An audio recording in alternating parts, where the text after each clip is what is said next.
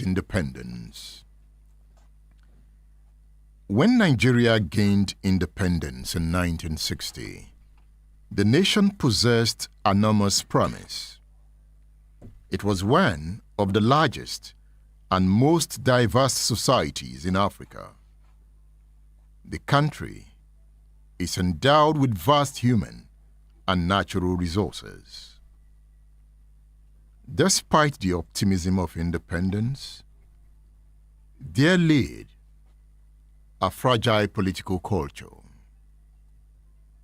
The dominant ideas shaping politics were not always about building a common nation.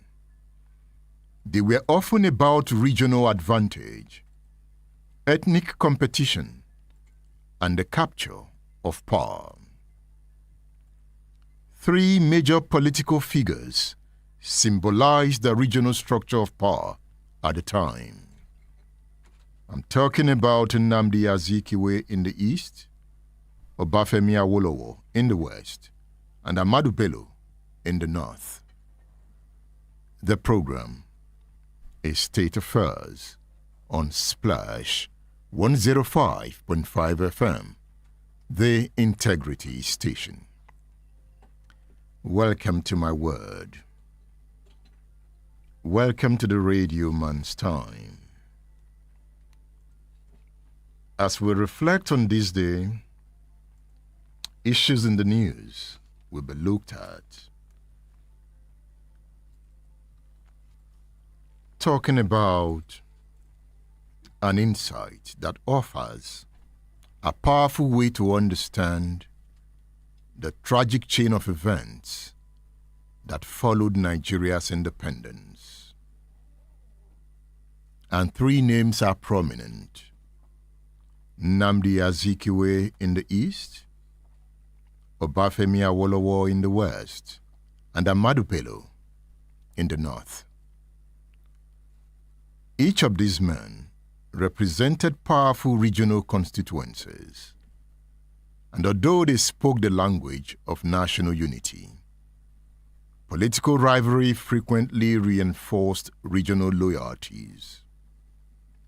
Even in its earliest years, Nigerian politics was shaped by a struggle for power rather than a shared national imagination. Has that condition changed? By the early 1960s, the political atmosphere in Nigeria had become increasingly toxic. The crisis in the Western region, the controversial federal elections of 1964, and the violent regional elections of 1965 revealed a dangerous transformation in the political culture. Elections were no longer seen simply as democratic contests. They were viewed as battles for survival between rival political blocs. Has that changed? Remember, by the early 1960s, the political atmosphere had become increasingly toxic. Is there anything to learn from that toxic atmosphere? What we saw was political violence. Trust between regions worsened. The legitimacy of political institutions weakened. In such an atmosphere, the national mind became dominated by fear and resentment. The country gradually began to lose faith in itself. When a society reaches this point, the collapse of constitutional order often follows. Always read the wind. Reading the wind will help. The world is going through a moment of restructuring. It will impact our politics in due course. Are you prepared for it? The war in the Middle East will impact Nigeria in due course. As America bombs Iran, as Israel fires at Iran, as Iran fires back at America's partners in the Middle East, it will lead to restructuring in world politics. It will affect Nigeria. Do not forget, the invasion of Afghanistan, the invasion of Iraq affected the West African sub-region. As Al-Qaeda began to strike in the Middle East, as ISIS went on rampage, West Africa felt it. Today, we are paying the price. Boko Haram, bandits, they are all connected. In Niger and Burkina Faso, they are struggling to fight Islamic insurgencies. Are we prepared for it? Do not forget, the United States already has deep interest in Nigeria. Where they have interest, they always restructure the system. The way colonialism redefined social structures in Africa, it will happen again. So what happens to our politics? As we speak, almost all Nigerian governors are in APC. It simply speaks of something. The something will happen due to the political system we now run. There will be some redefinitions. Will it lead to toxic atmosphere in the 2027 election? Are you prepared for the outcomes? We will look more at this character of Nigeria at independence and then reflect on the present moment. But if you look at the newspapers, the stories are familiar. During the week, you see that Boko Haram is ambushing Nigerian soldiers, scores of Nigerian soldiers dying. And you ask why. Boko Haram since 2009, the Nigerian state has not defeated Boko Haram. And with the way things look, the Nigerian state do not have the capacity to defeat Boko Haram because the political class still operates the same way. In fact, the menace of our political system will continue to aggravate the subject of violence in Nigeria. The reason I made the point that events in a nation are not really accidental. They are often the outward manifestation of the ideas and desires that dominate the society at a given point. When the thinking of a people is guided by justice, restraint, and a sense of common destiny, national life tends towards stability. But when the national mind becomes consumed by rivalry, suspicion, greed, and the struggle for domination, those inner forces eventually erupt into political crisis. Take note of that. On the front page of the Saturday Punch, storm over Chimamanda's son's death as doctors demand apology. Federal government, states, local governments share 1.89 trillion naira, that is February revenue. Power crisis, blackout wreaks havoc. Businesses shut down. Households turn to giants amid heat wave. Aso Rock tests 17 billion naira villa solar project. So have you wondered why we cannot fix the power sector? It is tied to the events in a nation. It is not an isolated case. It is connected to why violence is rising. As violence rises in a nation, the institutions of that nation become weaker. Take note, as violence rises in a nation, the institutions of that nation become weaker, because violence rises because institutions are failing. So it will affect all the sectors, including UCH, the Ministry of Power. It will affect the police. The behavior of the police will become violent. The police will become rascally. It will affect the army. The army will lose its morale. It is tied to the character of that country's politics. When politicians who are agents of violence gain power, the nation becomes more violent. These are natural laws, and you can't do anything about them. When men who sponsor violence use that violence to gain power, there will not be peace in that country. No matter the budget for defense.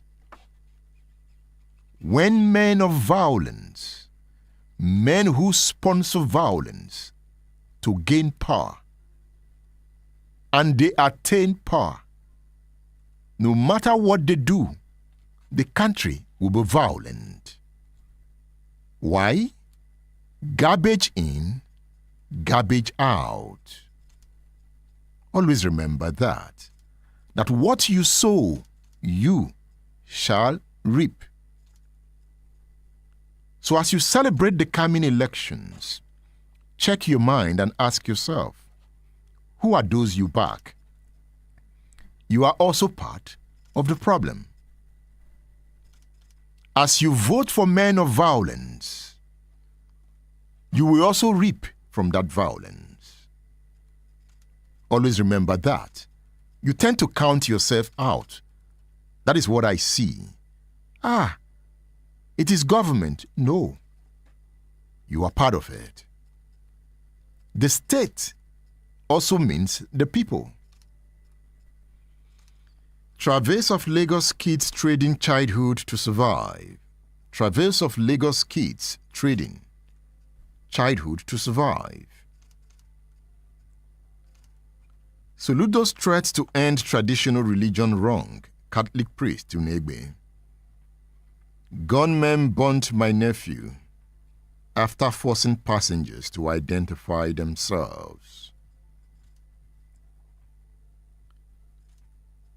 All right. Petrol import ban divides marketers after Dangote hikes price. The war in the Middle East will affect the prices of petroleum products. It will have ripple effect. If Iran continues to block the Strait of Hormuz, the prices of petroleum products will rise. You have pushed millions into poverty. ADC slams Tinubu, says Nigeria's 63% poverty rate, his scorecard, says Nigeria's 63% poverty rate, his scorecard. You find that on the front page of the Saturday Tribune. You have pushed millions into poverty, ADC. And when you listen to those talking about pushing Nigerians into poverty, you look into their faces. They look so innocent. David Mark is so innocent. David, Tinubu is the problem. David Mark wants to gain power. David Mark was the Senate president for 8 years. Did he lift Nigerians out of poverty? You have pushed millions into poverty. Jonathan came, poverty was rising. Buhari came, poverty rose further. In Tinubu's time, it will be hyper poverty. Do you know why? Events in a nation are rarely accidental. They are often the outward manifestation of the ideas and desires that dominate the society at a given time. When the thinking of a people is guided by justice, restraint, and a sense of common destiny, national life tends towards stability.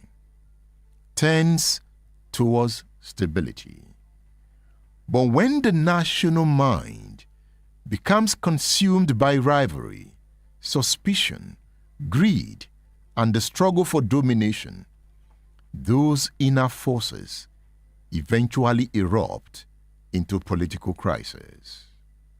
Are you there? He helps keep me alive. Obasanjo unveils man in Ibadan. U.S. offers $10 million reward for information on new Iranian supreme leader, other top officials. As the United States took out Ayatollah Khomeini, the Middle East will pay for it. Even America will pay for it. As America escalates violence in the world, there will be more violence within America. More persons will run into schools with guns and shoot. America cannot escape it. What America sows, it will reap. And what Iran sows, it will also reap.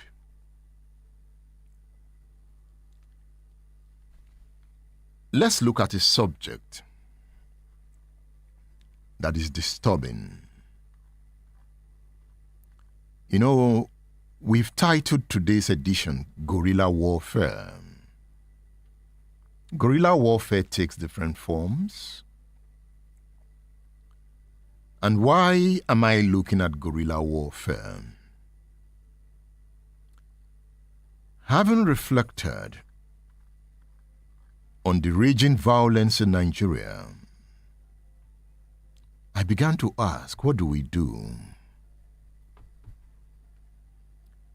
Guerrilla warfare is one of the oldest and most enduring forms of conflicts in human history. Guerrilla warfare emerges from the imbalance of power between adversaries.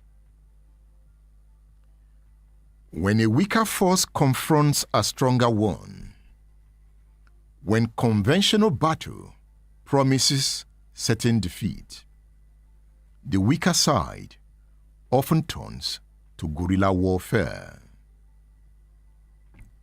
It is warfare born out of necessity, patience, and the understanding that time itself can become a weapon.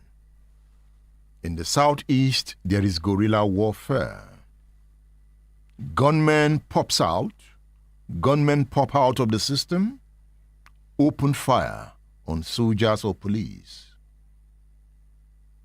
And you hear that 4 military guys have been killed. It is happening in Kaduna. It is happening in Niger, Katsina. It is happening in Oyo.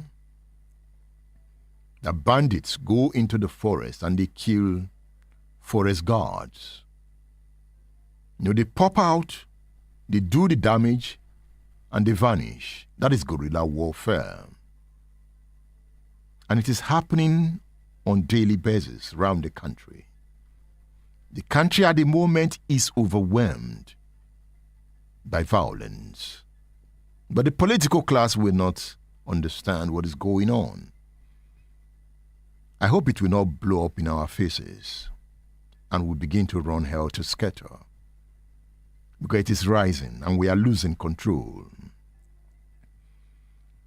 So during the week, the Minister of Defense summoned the chiefs of defense, the chiefs of the army, the chief of army staff, the chief of naval staff. He summoned them. You know, when he came in, everybody felt, oh, everything will be fine. Oh, we're celebrating, yeah, Tinubu has appointed the right guy. It's not about the appointment of the right guy. It's about the commanding philosophy that defines Tinubu's politics. Let him go and bring an American general and make the American general the chief of defense staff. They will shoot, and the guys will retaliate. The conscience of the nation has been debased until we revive that moral virtue. We will continue to descend into violence.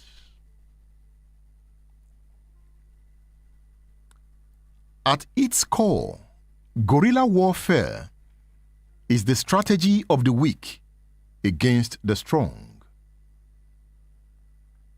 Unlike conventional warfare, which relies on large armies, open battlefields, and decisive arguments and engagements, guerrilla warfare avoids direct confrontation.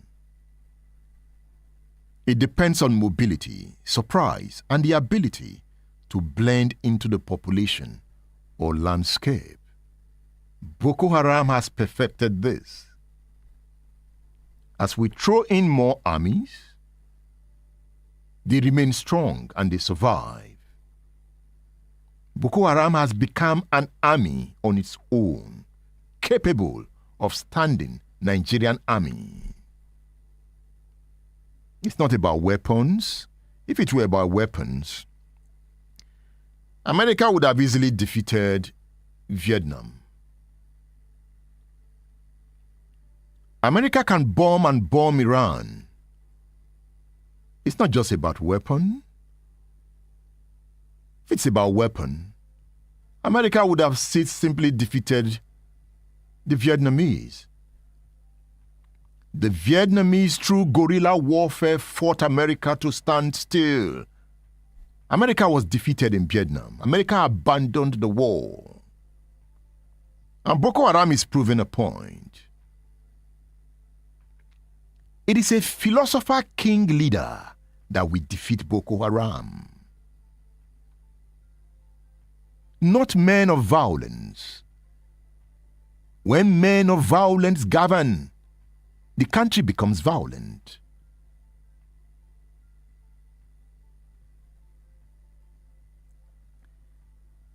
This type of warfare is fundamentally political. Guerrilla movements rarely seek only military victory. They aim to undermine the legitimacy of the opponent. For example, the Taliban. America invaded Afghanistan, brought in weapons, but they could not defeat the Taliban. The Taliban eventually took over Afghanistan. They are governing now in Afghanistan. Members of our political class don't understand this subject. They are not studying it. They are more interested in doling out money for politics. As you dole out more violent money, in fact, the real blood money is with members of the political class. So when you talk about blood money, when men of violence are in power, they are those who control blood money. And when blood money is in circulation, the people get poorer. It is blood money because when you steal money meant for education, when you take money meant for health care, and people die in our hospitals for lack of good health care, you are in possession of blood money.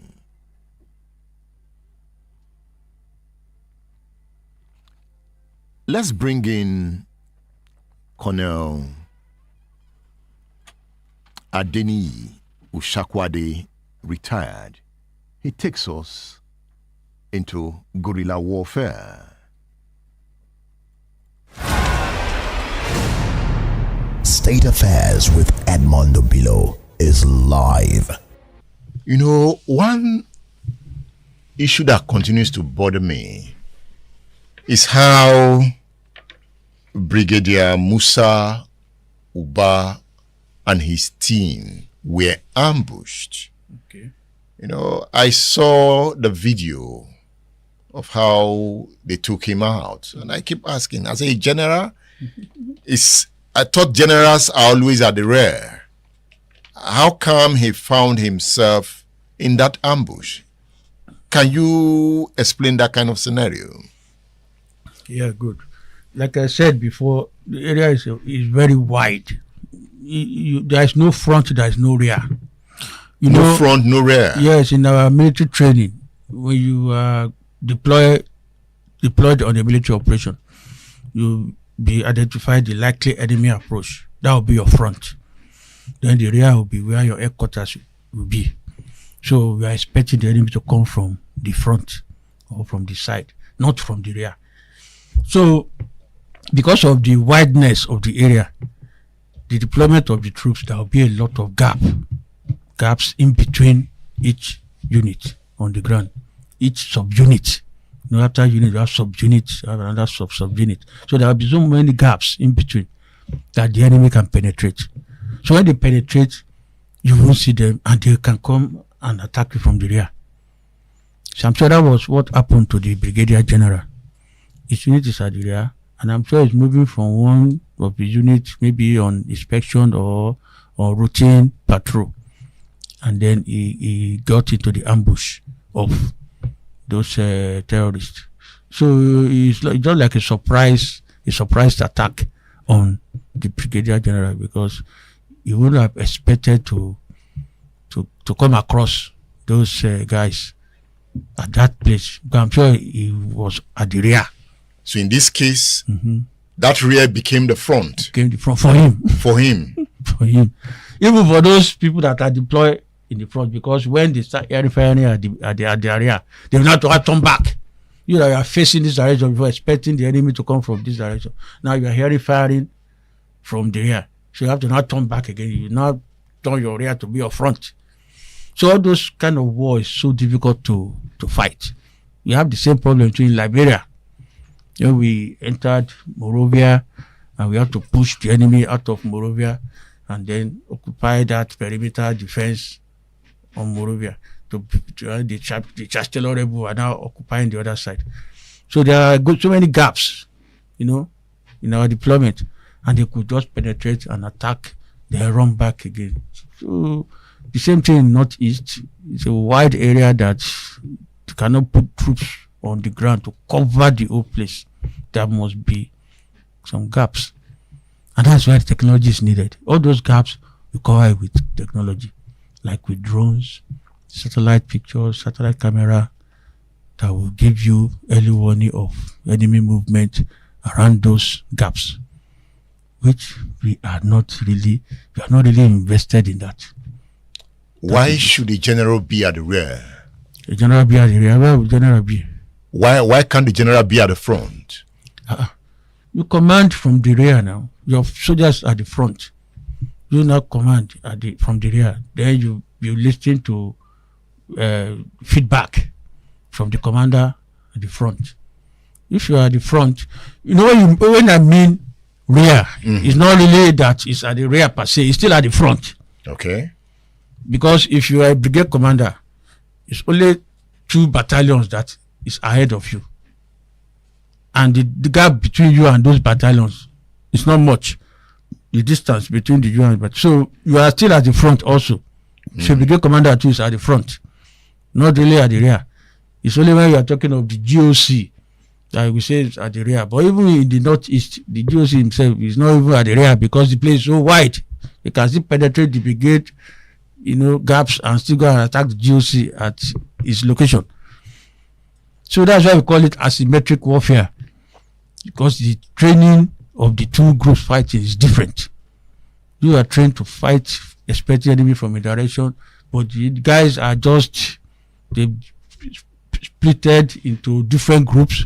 They operate looking for any opportunity, any gaps to cause havoc and run back. They are not really planning to come and hold the ground.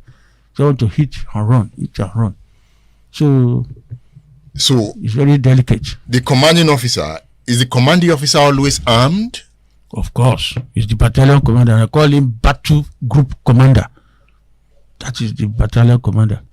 Battle group commander. So is he armed? Well armed. With the same AK-47? You can mostly see them with pistols. No, with AK-47. Depending on the severity of the war, you must be with your AK-47. You only see them with pistol, maybe during conference, talking to their, sub-commanders, maybe having meetings. But the moment it's out, is with his AK-47. But how come he was isolated? How come Brigadier Oba became isolated? He was now alone. Okay, like I said, it was a surprise attack. That's ambush at that real location where he was moving from one point to another. And then when he was attacked, he was able to escape from the spot and ran into the bush. Now got in touch with the headquarters for support and the rest. But when you escape from an ambush site, the enemy that attacked you will follow up. We want to run after you and still try to get you down, to shoot you and the rest. So in that case... So they were pursuing him when he escaped the ambush site. They were still pursuing him. So unknown to him, maybe they are so close. So he was trying to radio the headquarters and they now pounced on him. So in the case of ambush, yes. All man on his own. All man on his own. When ambush occurred, you just have to run to a place, take cover first before you now respond. That's the anti-ambush drill. So there's nobody that will say, I stay with my commanding officer till death. The trophy will just die. So the best thing to you and your commander run together, run for cover first. When there's an ambush, you run for cover first. You just stay and face ambush, they'll just kill you. So you have to run out from the vehicle or from anywhere, go and take cover first. Then you respond. Interesting. Yeah, that's the anti-ambush drill. What does it mean to gun down a general in a war front? Well, it shows how tough the war is, and then how serious we should take it. You get it? Because like I said, it's an asymmetric warfare. The enemy is as per strength, they're far lower than us, but they are giving us headache because they will not come to fight you the way normal army will fight you. They will fight you using guerrilla tactics, and that guerrilla tactics is what they use to do that, carry out the ambush on the general. It seems soldiers are scared of guerrilla tactics. Guerrilla tactics is, is very tough, very difficult to fight. You remember America in Vietnam? Yeah. That was why they couldn't win that war, and they just had to leave, despite all the bombing, all the technology and everything. As at that time, technology was not really like it is now. But they could not win. They could not win the war. But they could not also win ISIS in Syria. Who told you? No, because the ISIS guy is the president of Syria now. Okay, but he's a repentant. Yeah. ISIS. Yeah, but he has changed. Now he's fighting ISIS now. So Israel cannot take out Hezbollah. Told you. Yes, they are still on ground. You know how many of their commanders, their leaders they've killed? Yes, but they've not taken out Hezbollah. See, do you know why Hezbollah issue is somehow dicey? Now Hezbollah, they are living among the people. It's not forest that you can just go and bomb the whole place.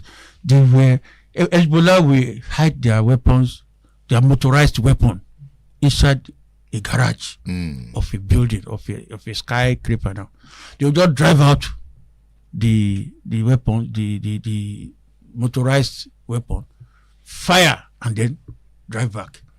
So Israel will look at it. The best is to bring down the building, and people are condemning Israel based on that. But this is war.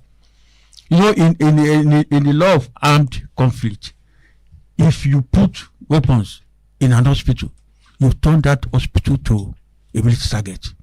You put weapons in a school, you turn the school to a military target. You put weapons in a church or a mosque, you turn all those structures to military target. So when Hezbollah will go and hide weapons inside people's garage and drive out and fire, you have turned the building to military target. And that's the same thing in Gaza. The whole of Gaza. Yes. Underneath were tunnels built by Hamas, and they have hidden weapons and everything inside. So, and before Israel will get to those Gaza, on top are people's houses, hospitals, what do you call it, church, mosque, and everything. Before you could get to those tunnels, you have to bring down the houses. Where was Israeli intelligence while those tunnels were being built? No, they could not. They thought Hamas would develop. They gave Hamas all the money. See the irony of it. Israel assisted Hamas to get all those money from international, trade and everything. It's part of taxes they pay to Hamas to run Gaza, to manage the people there. But Hamas has their own plan to destroy Israel. So instead of developing their people, developing infrastructure, they are building tunnels underneath the ground. State Affairs with Edmondo Bilo is live.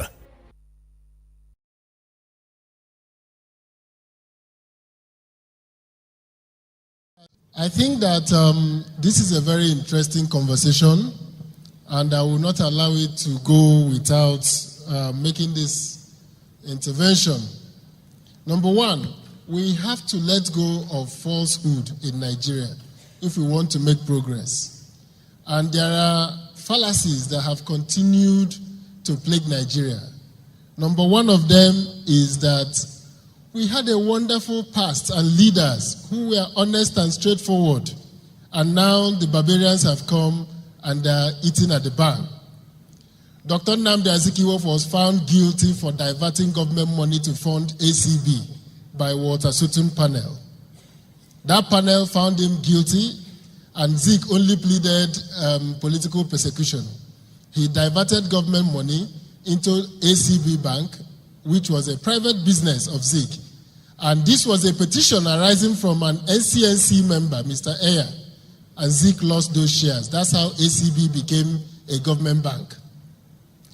Chief Obafemi Awolowo in 1962, when Majekudumi set up a panel, Coca Commission of Inquiry into the affairs of certain parastatals in Western Nigeria, was described as running an ingenious scheme to divert government funds for private use.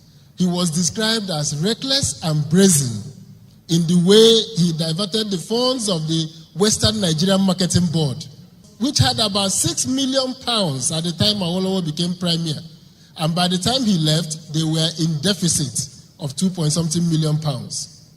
He was also found to have diverted government money to private individuals called the Nigerian National Investment Company, led by Chief Alfred Rewane, S.O. Badamosi, and other people, and two others, including Shoni Barre. And those loans given to the company, of the £6 million they got, only 500,000 was paid back. The rest was diverted to the Action Group. In his own book, My March Through Prison, Awolowo recounted in his own book that this was a plan they had to raise money using those companies and later convert those monies to the Action Group, because they had studied the Labour Party of Israel and found out that the Labour Party of Israel was a very rich party who had resources, and those resources made it possible for the party not to be controlled by rich individuals. Why was Awolowo looking for ways to fund UP Action Group without the individuals? He was looking because by 1962, he had almost lost the party to the rich people. So why I'm giving you this background is that what happened in 2015 also happened in 1983. Chief Bola Egede took 2 million naira bribe from Great Nigerian Insurance Company to fund Action Group. He was found guilty by General Buhari's tribunal and went to prison. He was later granted pardon by General Babangida. So the question is, how do we go forward in Nigeria? Announcing catching the thieves will not solve the problem. We need to find out, how did our system fail so much that no civil servant has been known to come out to say, I did not allow Colonel Dasuki to transfer this money? How come no civil servant said so? How come the civil servants in the office of the NSA put the money together under a guise of supply of vehicles and transferred it to individual accounts? We need to go beyond catching the thief to finding out why our system failed. Thank you very much. Thank you. This is really not a substantive contribution. But I see some dimensions, of non-secular, something that will regress into overgeneralization, building up. I thought the contribution of Chief, my brother Osita, Chidoka, was very, very solid, but it should be appreciated in the discussion with discernment. And my sense is that we should not try to wear lenses that are searching for saints, when indeed we are searching for heroes. Heroes are sinners, but there are elements in their contributions that constitute the benchmarks that define the standard of their age and remain ideals that are sustained over time, and that's what makes them heroes. If you look into the lives of Abraham Lincoln, Winston Churchill, Martin Luther King, you'll be sorry about some of the untold stories about them. David was a murderer, but in the godly standard, he lived up to the ideal work, this standard that are worth canonizing in the scripture. Leaders of a generation are so called because they are discerning enough to be able to see into the seed of time and to see those ones that can germinate and are worth, reinvesting for the purpose of building the future. That they are failing, that the lives of Awolowo and Azikiwe had failing, did not make them any less heroes. It's just that they were not gods. If you read the wrong, if you as a Christian, for example, you read the wrong narratives, like the Da Vinci Code, you might as well be questioning whether Jesus was ever what the Bible claims it to be. I thank you very much. Secular, something that will regress into overgeneralization, building up.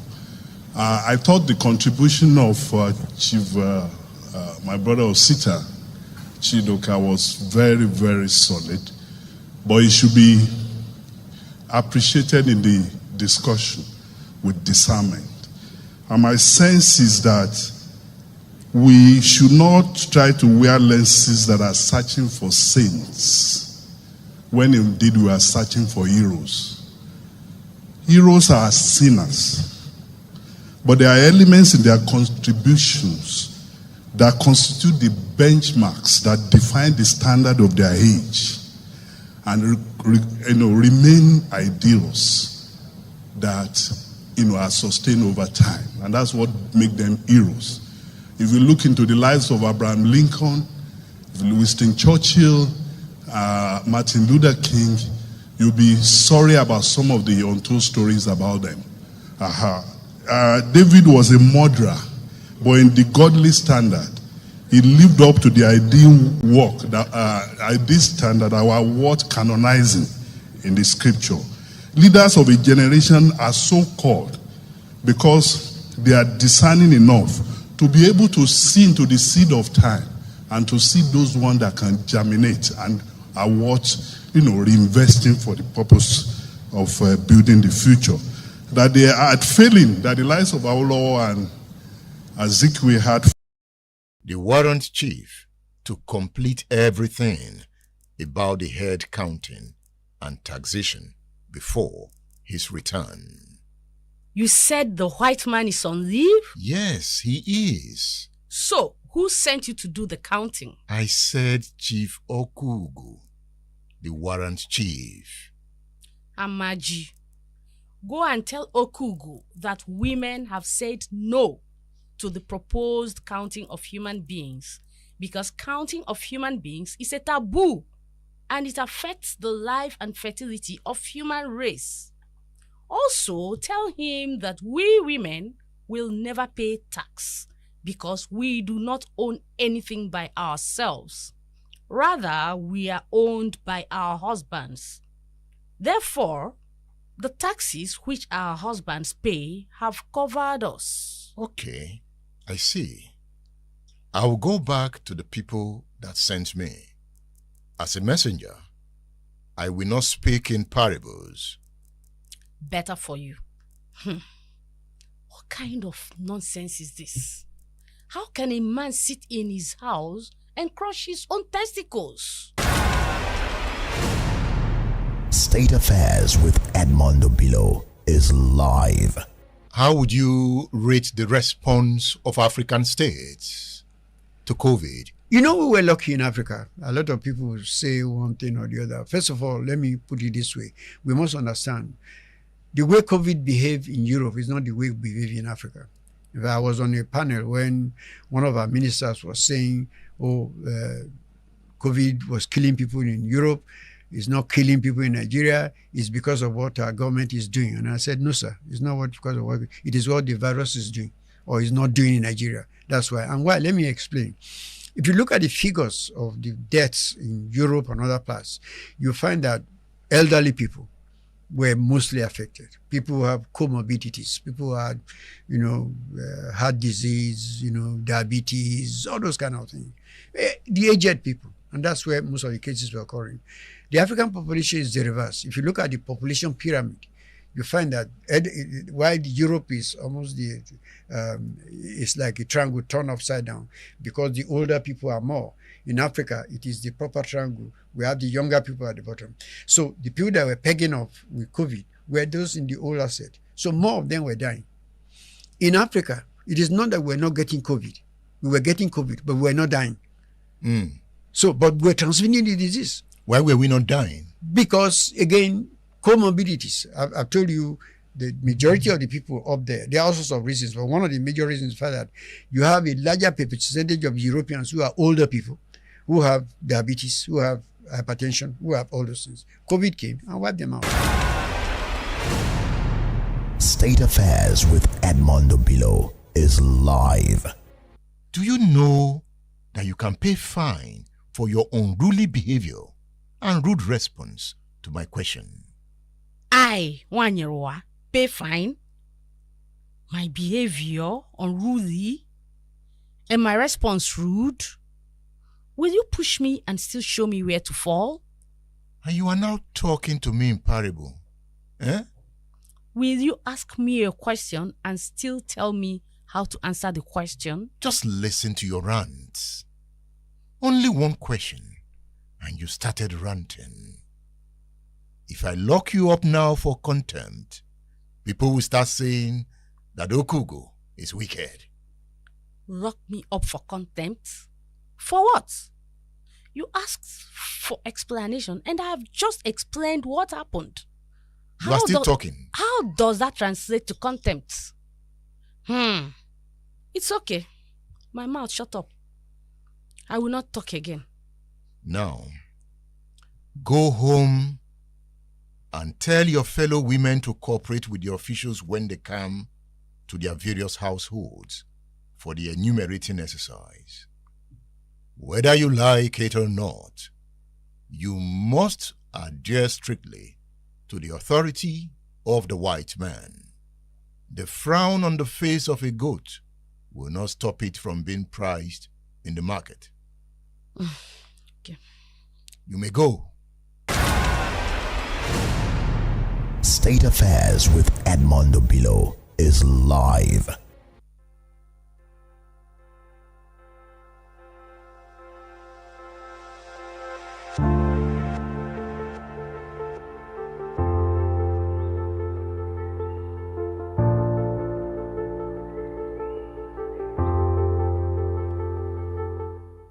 The program is State Affairs on Splash 105.5 FM, the Integrity Station.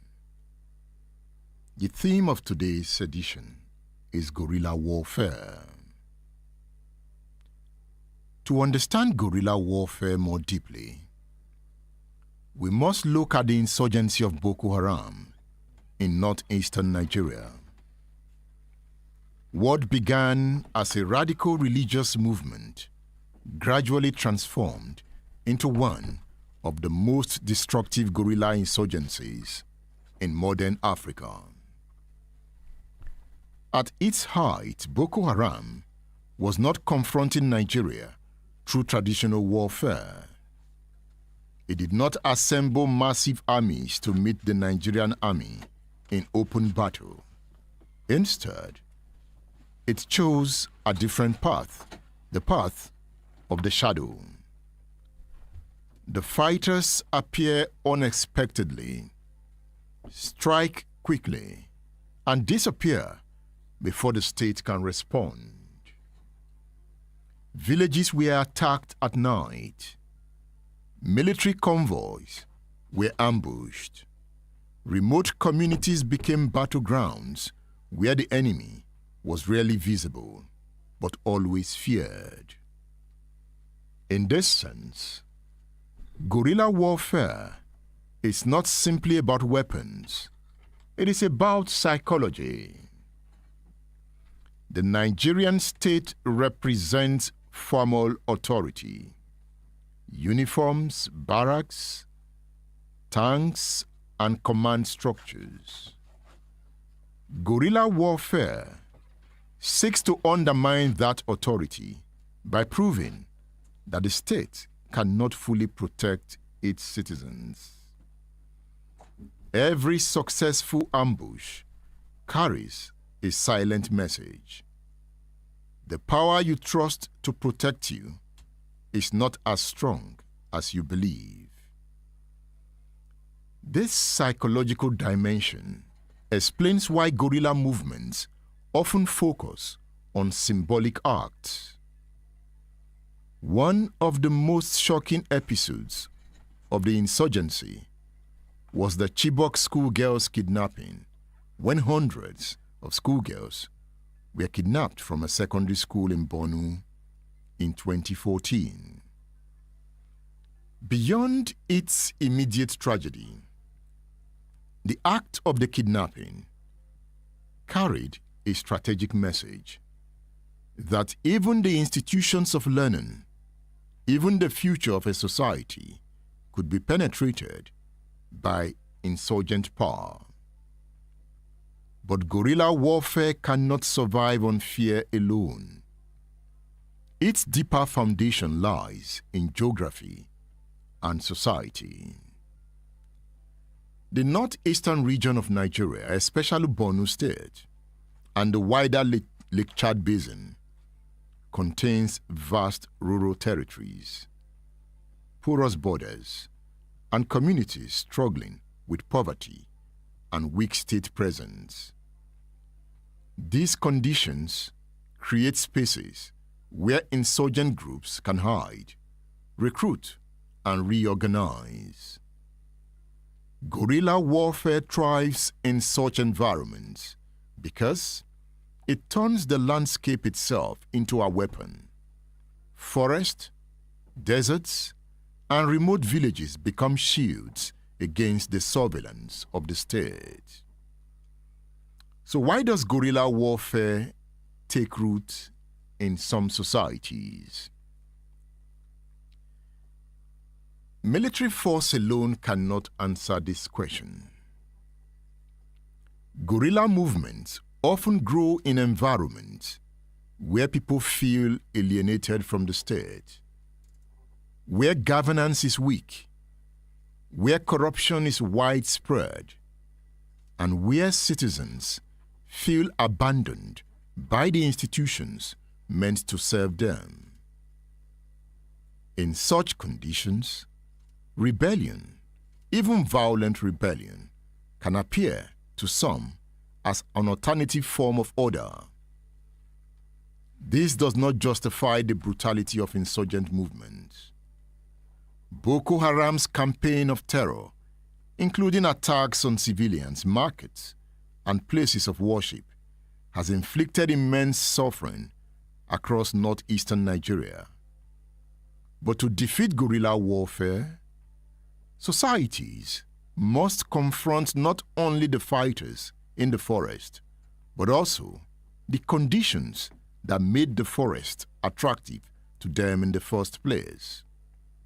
In this sense, guerrilla warfare is both a military and moral challenge.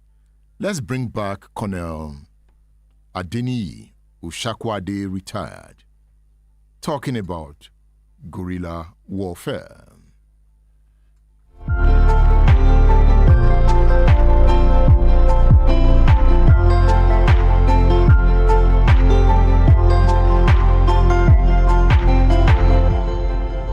You know, one issue that continues to bother me is how Brigadier Musa Uba and his team were ambushed. Okay. You know, I saw the video of how they took him out, and I keep asking, as a general, I thought generals are always at the rear. How come he found himself in that ambush? Can you explain that kind of scenario? Yeah, good. Like I said before, the area is very wide. There is no front, there is no rear. No front, no rear. Yes, in our military training, when you deployed on a military operation, you identify the likely enemy approach. That will be your front. Then the rear will be where your headquarters will be. So we are expecting the enemy to come from the front or from the side, not from the rear. So because of the wideness of the area, the deployment of the troops, there will be a lot of gaps in between each unit on the ground, each subunit. You know, after unit, you have subunit, you have another subunit. So there will be so many gaps in between that the enemy can penetrate. So when they penetrate, you won't see them, and they can come and attack you from the rear. So I'm sure that was what happened to the Brigadier General. His unit is at the rear, and I'm sure he's moving from one of the units, maybe on inspection or routine patrol. And then he got into the ambush of those terrorists. So it's just like a surprise attack on the Brigadier General, because you wouldn't have expected to come across those guys at that place. But I'm sure he was at the rear. So in this case, that rear became the front. Became the front for him. For him. For him. Even for those people that are deployed in the front, because when they start air firing at the rear, they will not have to turn back.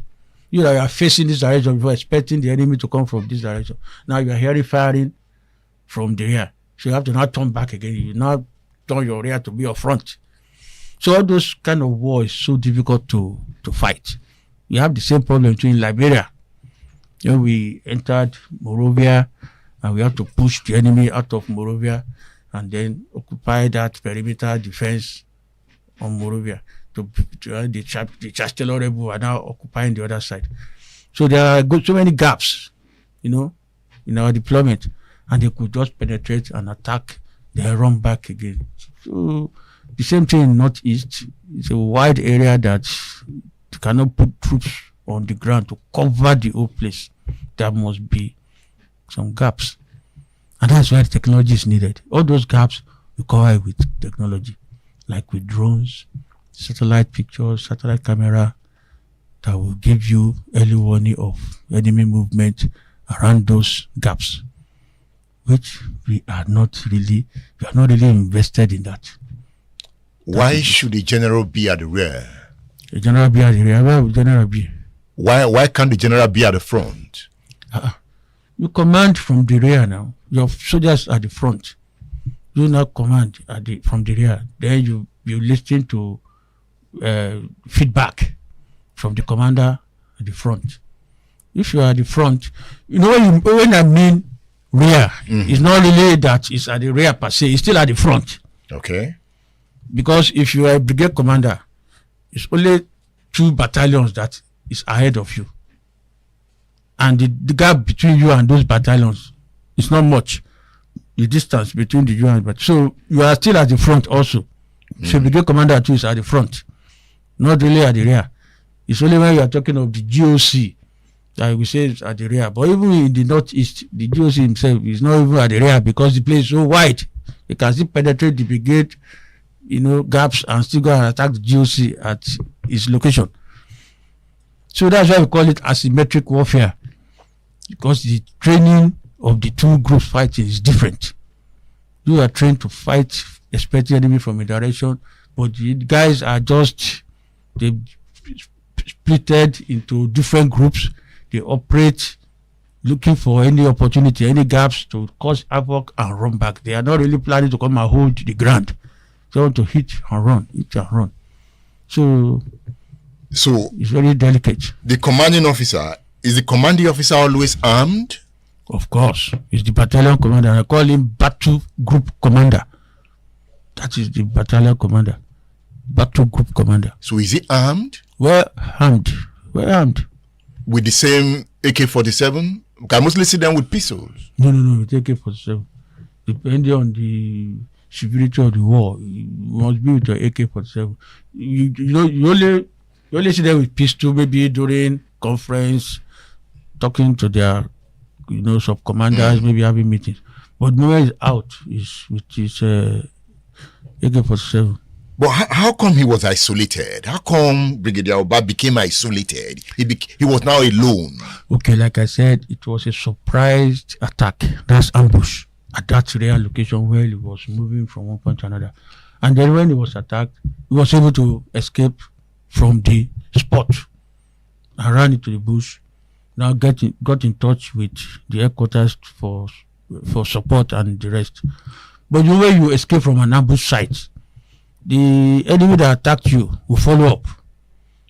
We want to run after you and still try to get you down, to shoot you and the rest. So in that case... So they were pursuing him when he escaped the ambush site. They were still pursuing him. So unknown to him, maybe they are so close. So he was trying to radio the headquarters and they now pounced on him. So in the case of ambush, yes. All man on his own? All man on his own. When ambush occurred, we just have to run to a place, take cover first before you now respond. That's the anti-ambush drill. So there's nobody that will say, I stay with my commanding officer till death. The two of you will just die. So the best thing to you and your commander run together, run for cover first. When there's an ambush, you run for cover first. You just stay and face ambush, they'll just kill you. State Affairs with Edmondo Bilo is live.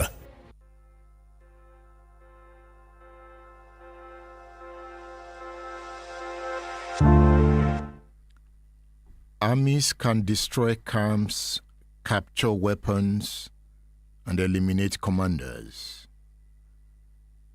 But a deeper struggle lies in rebuilding the legitimacy of the state. I'm talking about restoring the belief among citizens that the state represents justice, protection, and opportunity. We have learned from time that guerrilla wars rarely end through force alone. They end when the political and social conditions that sustain them begin to change. In the case of Nigeria,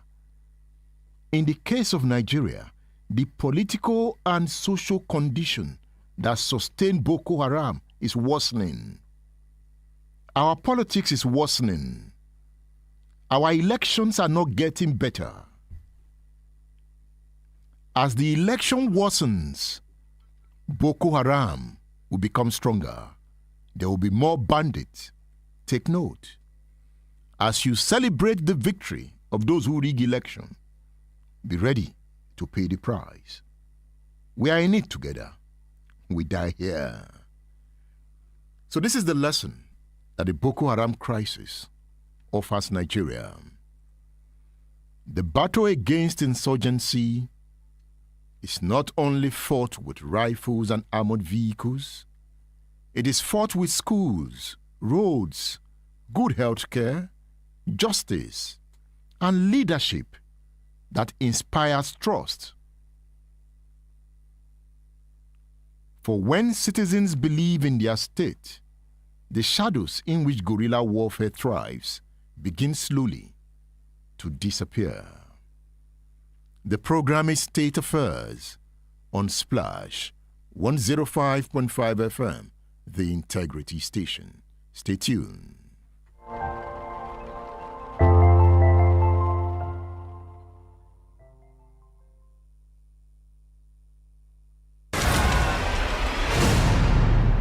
State Affairs with Edmondo Bilo is live.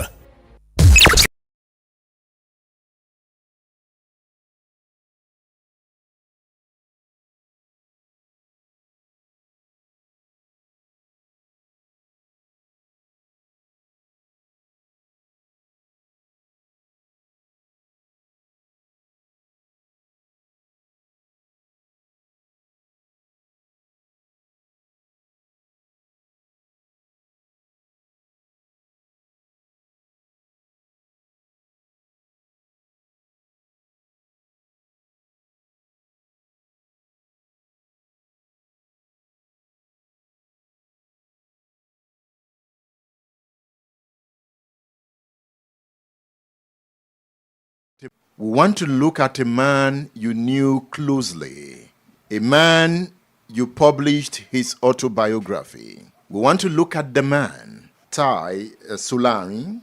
In the autobiography you published, Solarin talked about his journeys round the world. He told us how he traveled to the USSR, Czechoslovakia, Brazil. Here he listed so many countries and did not list African countries. And he gave the reasons he did that. He said it is the same story of misery, poverty, mismanagement, except in Tanzania or one or two others. So to him, visiting one African country tells the story of the others. Was that the man you knew? Tai Solarin was my close senior friend. We had made contacts since about the end of my first year at the University College Ibadan in 1962. And the friendship blossomed until I published his book, To Mother with Love, in 1983. Tai was one of the greatest Nigerians who ever lived. He was a man of acute intelligence, of initiative, very daring, intensely patriotic, altruistic. He was so great, so concerned about the helplessness and hopelessness of many African countries, especially Nigeria. He was pained more about Nigeria today. Was he an Africanist? I would say yes, to an extent. He had ideas how Africa can live from our nearly Stone Age existence and be like the other people of the world. And he would talk about great civilizations in China, even in Japan, then Western world, and wonder why Africa is down, always down in the pit. He was a man who really fought for his race and his country. But at a time, some Nigerians questioned his Africanness, and this stemmed from a statement he made that all languages in Nigeria should collapse into English, perhaps for better communication. And Achebe at the time wrote about that statement, saying that Solarin was an unfeeling, dry as dust logic chopper with no capacity at all for respecting human anguish. Do you agree with Achebe? No, I don't. What he was saying was that we have numerous local languages in Nigeria. What is the extent of the development of these languages? Some are not even written, so many of them, alphabetically. So his idea is that our communication among ourselves, which will make us a united country, was nil. And the only, if we are not kidding ourselves, like most things the Western world brought, we should make sure the English we are using is used for coherence, to communicate. That's what he was saying. He was a columnist. Yes. What kind of writer was he? He was a fearless writer, a fearless agitator.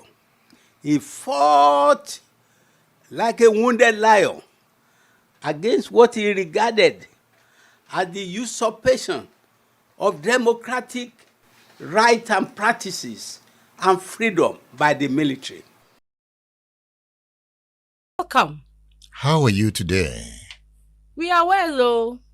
This one that you are visiting us today, I hope all is well. Yes, all is well. I'm here to have a discussion with you since you are the leader of the women in this community. Oh, okay. Go on, I'm listening. It is about the proposed enumeration and taxation of women. Information about women's non-compliance to the authority has reached Mr. Hall. So, I would like you to talk to the women because Mr. Hall, the district officer, is on leave and he has traveled to his country. He instructed Chief Okugo, the warrant chief, to complete everything about the head counting and taxation before his return. You said the white man is on leave? Yes, he is. So, who sent you to do the counting? I said Chief Okugo, the warrant chief. Amaji, go and tell Okugo that women have said no to the proposed counting of human beings because counting of human beings is a taboo and it affects the life and fertility of human race. Also, tell him that we women will never pay tax because we do not own anything by ourselves. Rather, we are owned by our husbands. Therefore, the taxes which our husbands pay have covered us. Okay, I see. I will go back to the people that sent me. As a messenger, I will not speak in parables. Better for you. What kind of nonsense is this? How can a man sit in his house and crush his own testicles? How can a man sit in his house and crush his own testicles? Dr. Philunwoko. Yes, sir. That proverb is deep. What does it mean? Well, it's a popular Igbo proverb that it goes to say that how would you sit in your house and trouble would come and meet you? So trouble came to meet Nwanyirwa. In her own house. Amaji brought the trouble. Yes. We just acted a scene from the book about women's revolt by Phil Nwoko. Have you read this book? Women went to war, can I say that? Was it a war? Was it not? It was revolution, a protest. They didn't want to pay tax.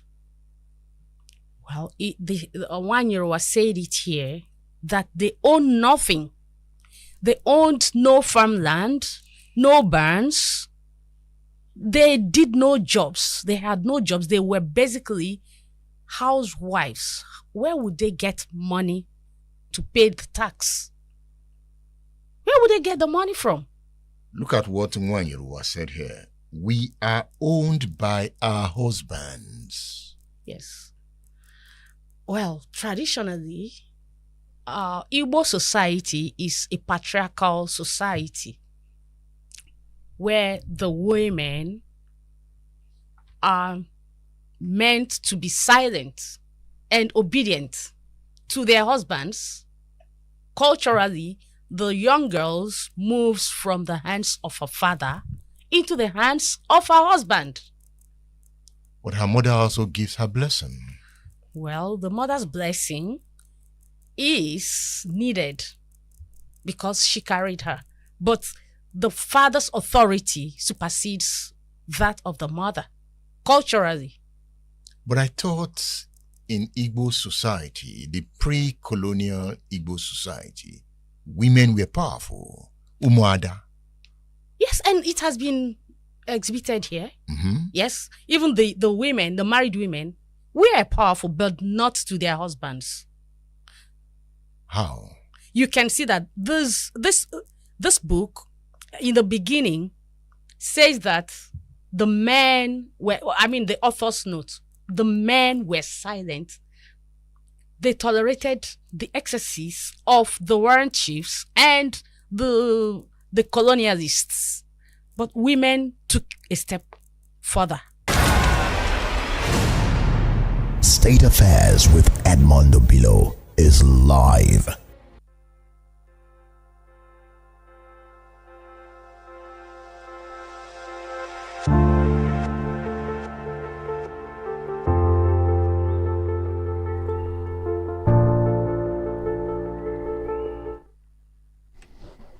Hello?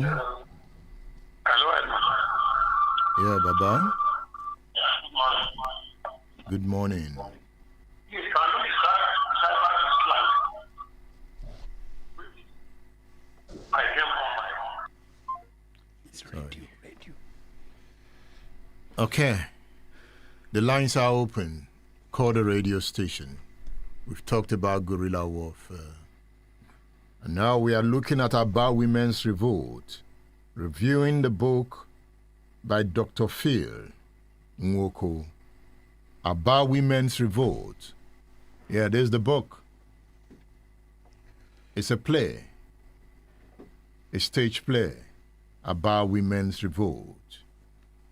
070 694 930 00 070 144 757 70. Those are the numbers to call. Good morning. Hello. 070 694 930 00 or 070 144 75770. Hello, man. Hello, Baba. Good morning. I know what I am talking. You are talking about guerrilla, and you with your the man with whom you discuss over there. Hello. I can hear you. Are you hearing me? I can hear you. I want to pass comment on that guerrilla warfare. Mm. And what happened? What I came from my grandmother, father. The woman who traveled from Ekiti to Ibadan. The woman who entered into the ambush of the soldiers of the First World War. Why is it that you don't want to hear me, Edmond? Decipher this plan. Opadipo Jobu. Tell me what is the meaning of Opadipo Jobu? You know? You don't know? Baba, Edmond. yes, Baba. What is the meaning of Opadipo Jobu? Make your point, sir. No party for jungle. No paddy for No jungle. party in the jungle. Mm. Whether you are a general or you see, during our time, I used to say a private who arrived back at home with his head better than a general who lost his head in the war. Yes. You see, guerrilla warfare. You see, it happened during the Biafran War. If you don't know, how did Biafran enter into? How did they capture the entire Midwest? Install a governor before on the encounter that eliminated the Biafra. It's a whole story. Through Guerrilla, Ojukwu was telling immediately as he gained interest into Benin, he was announcing that the soldiers are to Igbo as a bitter maker. Do you think he didn't know what he was talking? The soldiers, the guerrillas were there already at Shomolu, but only by the time they called me on the bridge and they encounter for the war, do you hear of only Kujaure? God bless you, Edmund. I'm interested. I really enjoyed your discussion with that colleague. Continue. God bless you. Thank you. Continue. If the First Lady calls you to come, will you not answer? Continue. One of the defining characteristics of guerrilla warfare is its reliance on the support, or at least the tolerance, of the local population. Guerrillas depend on communities for shelter, intelligence, food, and recruits. Without this social foundation, the guerrilla fighter becomes isolated and vulnerable. The relationship between guerrillas and civilians is therefore central to the success or failure of the strategy. Winning the sympathy of the people becomes as important as defeating the enemy. History provides many examples of guerrilla warfare shaping the course of nations. During the Vietnam War, the Viet Cong used guerrilla tactics to confront the vastly superior military power of the United States Armed Forces. Rather than fighting conventional battles, they relied on ambushes, underground tunnel networks, and intimate knowledge of the terrain. Over time, the conflict demonstrated the point that technological superiority does not automatically translate into strategic victory. If Donald Trump is stubborn, let him send American soldiers into Iran. Hello, Donald. Show American strength and put boots on the ground in Iran. America will be bloodied because the soldiers don't understand the terrain. We must stop wars in the world. The world is becoming too violent. America should calm down. The lines are open. Call the radio station 070 694 93000. Hello, good morning, sir. Yes, good morning. I'm Kosim Olarewaju, speaking from Makobo Ibadan. The point you just made right now, that was exactly my thought. Are you with me, sir? I'm with you. So, thank you, sir. So, no army in the world. I'm making no exception. No army in the world can defeat a guerrilla army. I mean, guerrilla tactics. So, take for instance in Afghanistan too. So, it took US and the NATO allies 20 years to fight, and at the end of the day, Taliban still have to defeat them. It's similar to in Somalia. The Al-Shabaab have been fighting guerrilla warfare for years. America have bombed the place. Many countries have also bombed the place. Al-Shabaab has still firmly on ground. But if the local people, so those places the guerrilla army are hiding, if they can work together with the maybe the national army or the invaders army, so I believe the guerrilla tactic can be defeated. But without that, no nation can defeat it. So thank you very much, sir. Thank you. Guerrilla armies can be defeated. They can be defeated. The Tamil rebels in Sri Lanka were defeated. But they can only be defeated by a leadership with high moral standing. That is it. A corrupt leadership cannot defeat Boko Haram. And you can see we can't. A corrupt leadership, a corrupt political system will not defeat Boko Haram. It is spreading. Soon a Boko Haram will become a governor. You can see bandits are moving closer to all the territories, to every part of Nigeria. The next place they are going to attack is the southwest. Because southwest now has started producing governors who have become feudal lords. They are producing senators who don't care about their people. And even the people don't even understand what is going on. Before you knew it, you are going to have Yoruba bandits. As corruption increases, bandits will increase. Nigerians, be careful. Be careful of what you wish for. Be careful of the political leaders you support. Be careful. Because you will also pay for it. We are all in it together. We die here. The lines are open.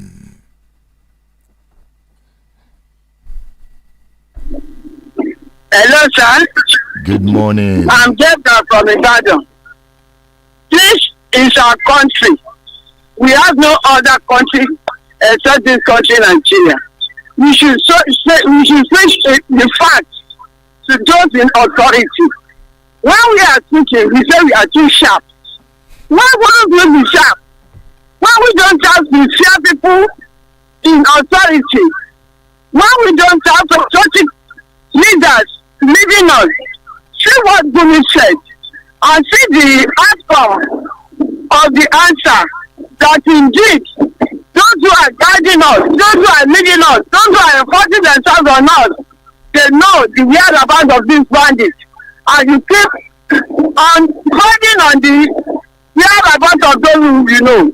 Why can't they tell us the truth, even for a minute, so that we know where we are heading to? See the trillions they are dividing within themselves. Nothing to show for it. And we will be saying we have a country. Is it a country? Is it not a scam? When the leader, the father of the house, know where the enemy is and we continue to protect the enemy instead of protecting the citizen.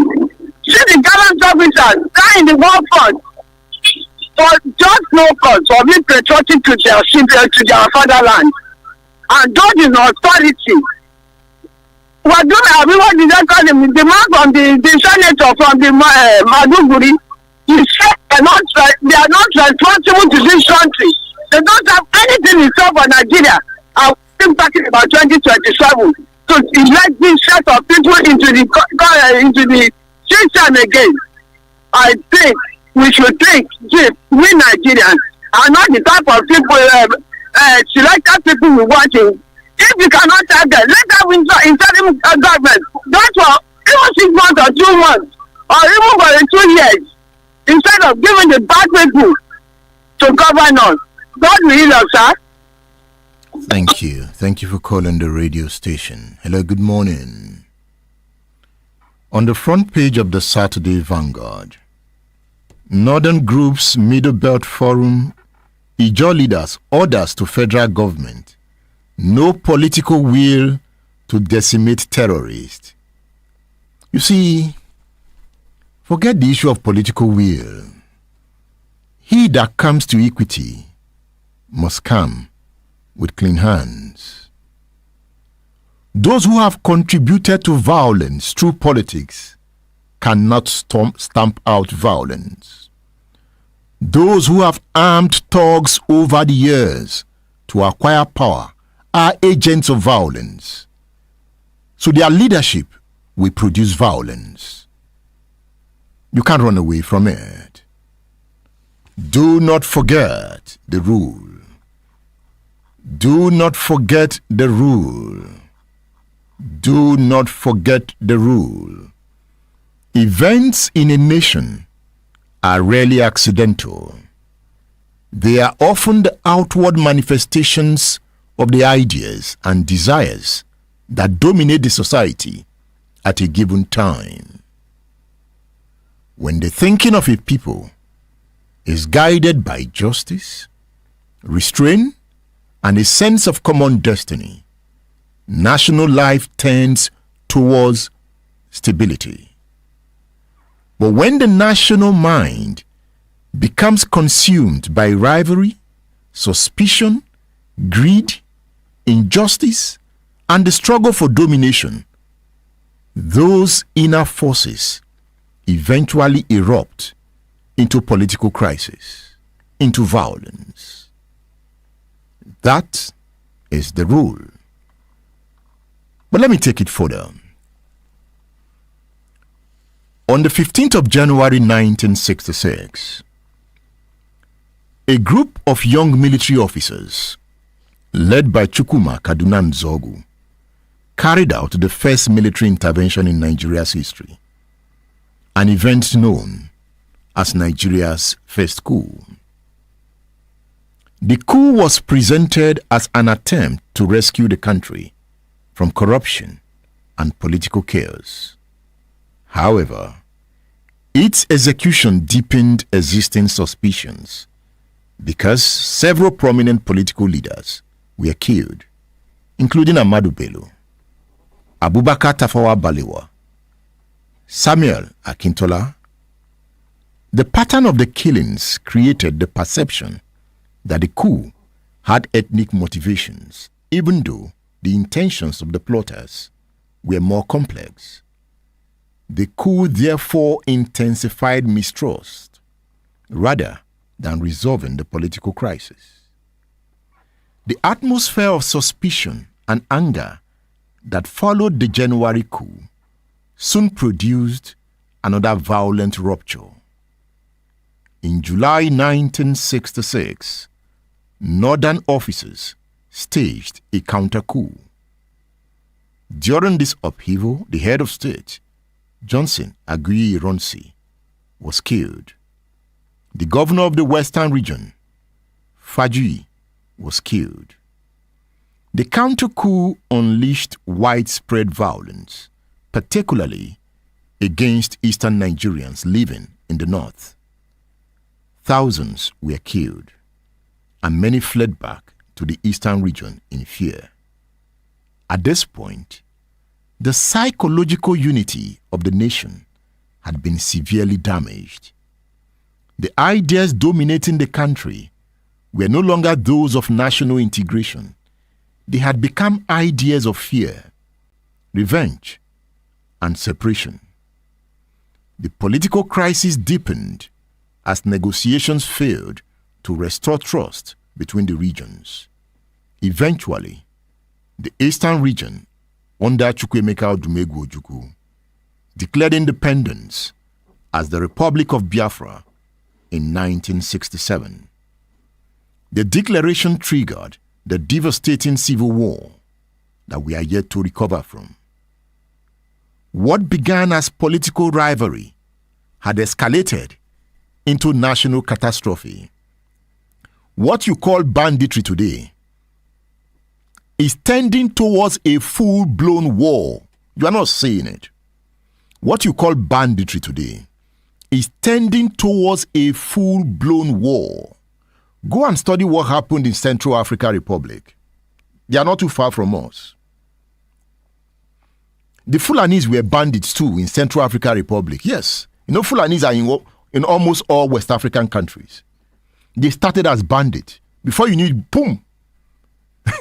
They invaded the government house and they grabbed power. Because that's what happens when you have gone and you are not commanding territory. You want to also grab power. And the Christians who were being killed said enough is enough. And they formed their own militia too and began to counter the Fulani. Before you knew it, Central African Republic found itself fighting a full-blown war.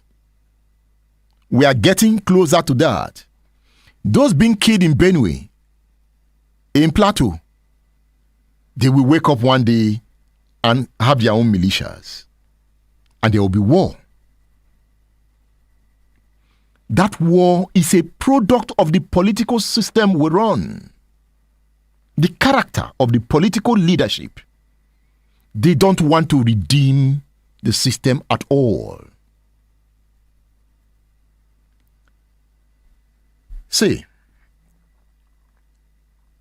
the coups of 1966 and the civil war that followed were not isolated events. They were the final expression of deeper ideas that had come to dominate the political culture. Ideas of distrust, regional rivalry, corruption, injustice, and the desperate struggle for power. Nigeria has become a one-party state. Every opposition party is being destroyed. There will be consequences. Even if Tinubu wins 2027, there will be consequences.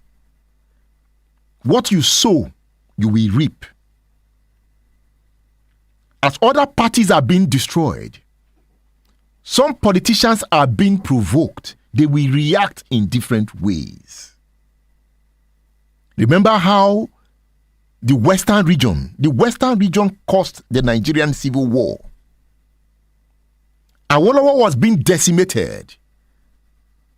Ahmadu Bello, Tafawa Balewa, they started plotting. They were dealing with Awolowo, trying to destroy the action group. At some point, Samuel Ladoke Akintola was with them. He was being used to destroy the action group in Western region. Awolowo was not going to take it lightly. Awolowo was fighting back.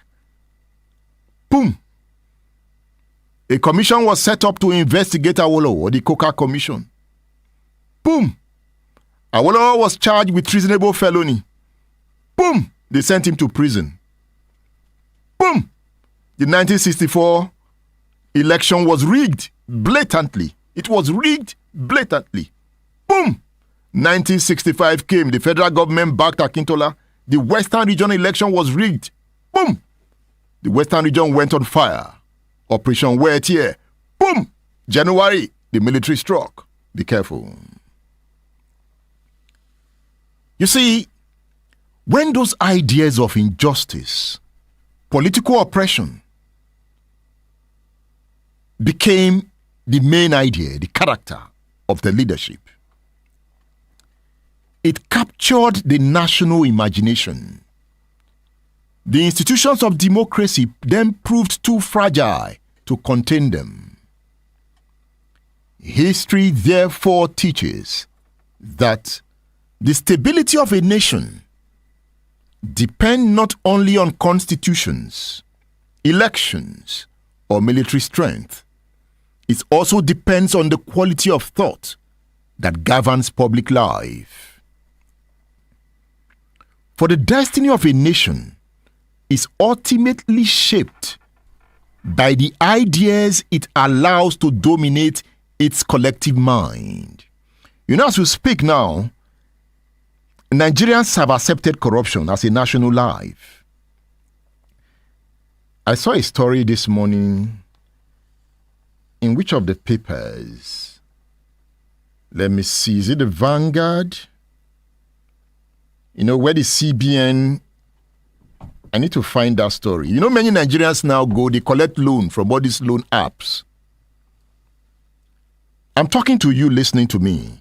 You go and collect loans from loan apps. You don't pay back and you go and change your phone number.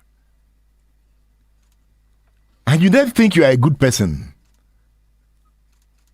You are also the problem of Nigeria because you are not trustworthy. Because somebody called me recently and was asking for money.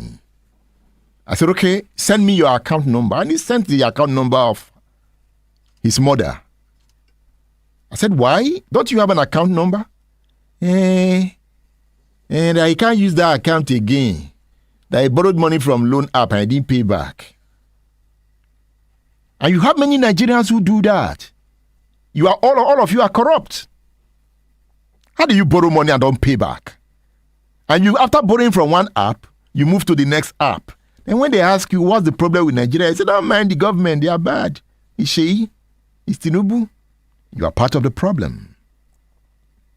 and it will blow up in all our faces. We die here. There's no way I'm going. I'm here. But somehow, we will not allow it happen. Somehow. Are you studying what is going on in the West African sub-region? You are just there looking and be thinking of food. What you want to eat. There's wahala in the West African sub-region. And as America is bombing Iran, I'm sleepless. I've been restless since the bombing started. And I'll be asking, Africa will pay for it. Because the poorest zones in the world always pay for it. There's something going on. Africa is being recolonized again. You are not seeing it. Africa is being recolonized quietly. China has taken over all our minds. China is buying over lands in Africa. And America has seen that China is dominating. That's why Donald Trump came in to say, no, we cannot be asleep and China will take over. So America has come in now. Russia is already well entrenched in Burkina Faso, Mali, Niger, Central African Republic. There is now a renewed scramble for West Africa. After Donald Trump is done with Iran, he will come to Nigeria. But Iran is saying, you cannot be done with us. We die here. Iran is saying we die here. I don't know what that will produce. As we are speaking, Israel is bombing Lebanon. Israel has now occupied southern part of Lebanon, all in the name of chasing Hezbollah. And as you chase them, are you not watching? Mothers and children are sleeping on the street. People who were rich, who were in duplexes, are now displaced persons. And you are sleeping there, Alalubosa, you are enjoying. You'll be a refugee too.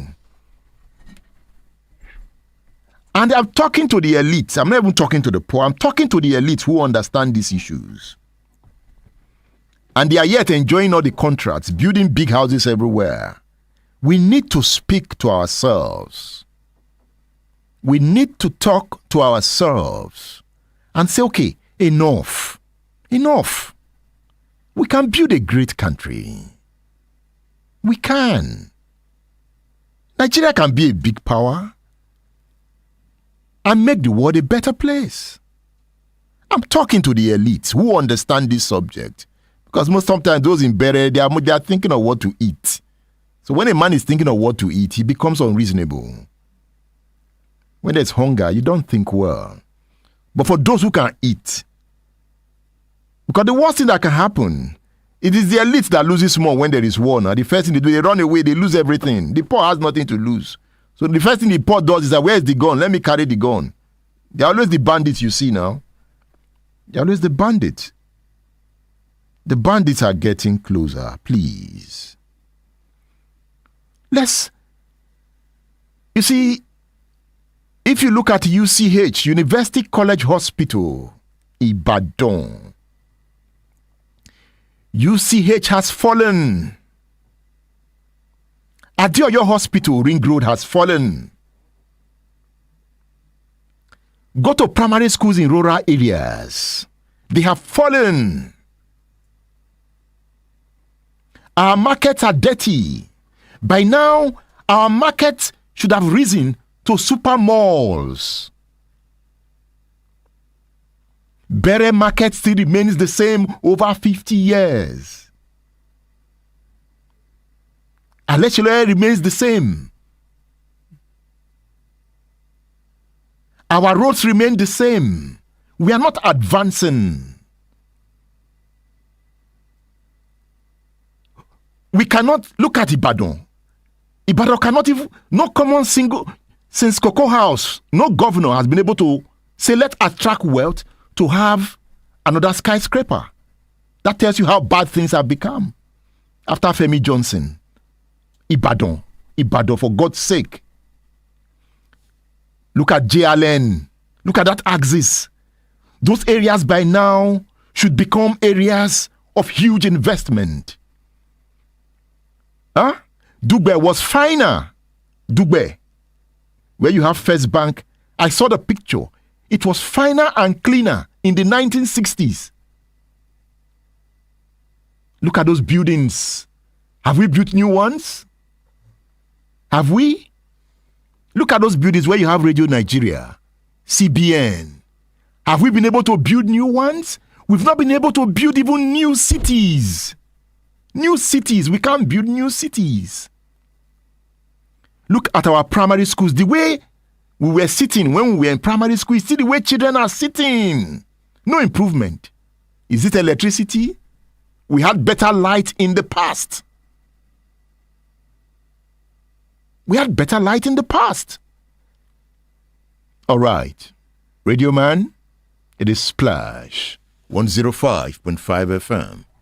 The Integrity Station. We'll be fine. Stay tuned.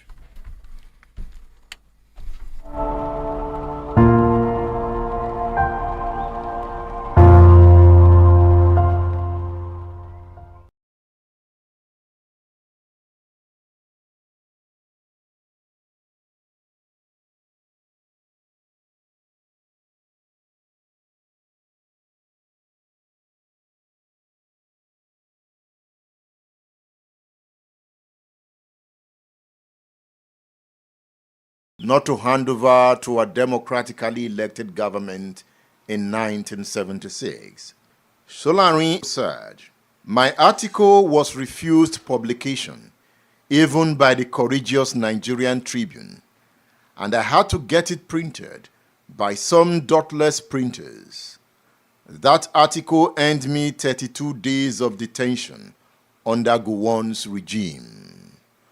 Was that article that vitriolic that he was detained? Yes, because he had the courage of his convictions. He distributed pamphlets, circulated them, and made sure people were aware of the consequences of Gowon's change of mind and refusal to leave the government as promised. He was able to bear the consequences. And many times he was imprisoned. But the main thing is that he felt the military have overstayed their welcome. The Buhari junta in 1984 jailed Solarin for 17 months for daring to tell that government to hand over within 6 months after releasing his article. The impression given by the military was that they enjoyed the offices they usurped. That was why, when he criticized them that they should go, many of them were oppressive, and they were hunting him here and there. And the man has his inner resources of courage, because he wrote me when he was in Jos prison, after I published Black Man's Dilemma. He said he was having the courage of his conviction. He was not bothered. He told me in his letter he smuggled out to me that I should note that he was keeping himself happy with my book, Black Man's Dilemma, and Renaissance Africa, Asikue's book. He said he read the book of Asikue and he knew that for more than 30 years, every step Nigeria took forward, it took 2 backwards. He said, what is a human being living for if we not fight such hopelessness and helplessness by extremely greedy and selfish rulers? He wrote to me, and he smuggled the letter to me, and I smuggled back to him. I said, carry on, great soldier. Both of you were smugglers, smuggling letters. Yes. I smuggled to him. I said, carry on, great soldier. And he carried on. You so believed in him. Yes. If we have somebody of that initiative to run Nigeria just for 3 years, it will become a paradise. Because he has initiative. See his educational reform. See his courage. See his quarrel with fraud and corruption, which has today become so monumental. Look at how the New York Times described him when he died. The paper said Mr. Solarin was an intellectual guru for Nigeria's disenchanted and disfranchised for decades. His writings in magazines and newspapers, highlighting what he called the hypocrisy and vulgarity of the Nigeria of his day, frequently angered people in power. He lamented when he went to China and saw the underground palaces and saw the Great Wall of China, which were built thousands of years before Christ, and said, why? What were his own ancestors, like I believe too in my Black Man Dilemma, doing when people of Asia were doing things that are monumental, where you see evidence of greatness, of initiative, and we are mediocre, we are self, everything is about self in our continent, in our country. That's why what gave him courage. And he read too much, he had traveled too much. He told me, for the 2 times I visited China, how he mounted the Great Wall of China, which astronauts, one of the 7 wonders of the world, which they saw when they are going to the moon. One of the last things they saw was the Great Walls of China. He was so fascinated by the historical greatness of Chinese who invented gunpowder, who invented printing, and many other things, that he inscribed his name on the wall. I did so when I visited China on 2 occasions, especially when I was sponsored by their government as editor of my then country's biggest newspaper, the Daily Times. So people like that, they had idea that Tai Solarin was not an ordinary person. When I was, after secondary school, I was in cooperative college, Eleyele, where I was for 1 year. And I discovered in my readings Robert Owen, a great educationist in the United Kingdom, who innovated special education.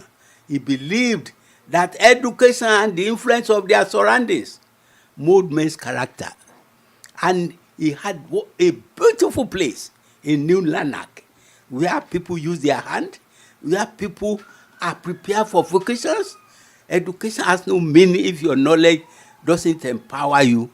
So that is some of the ideas Tai Solarin had when he started the school 60 years ago, Mayflower School. And he made children to work, to cook, to farm, and many other things.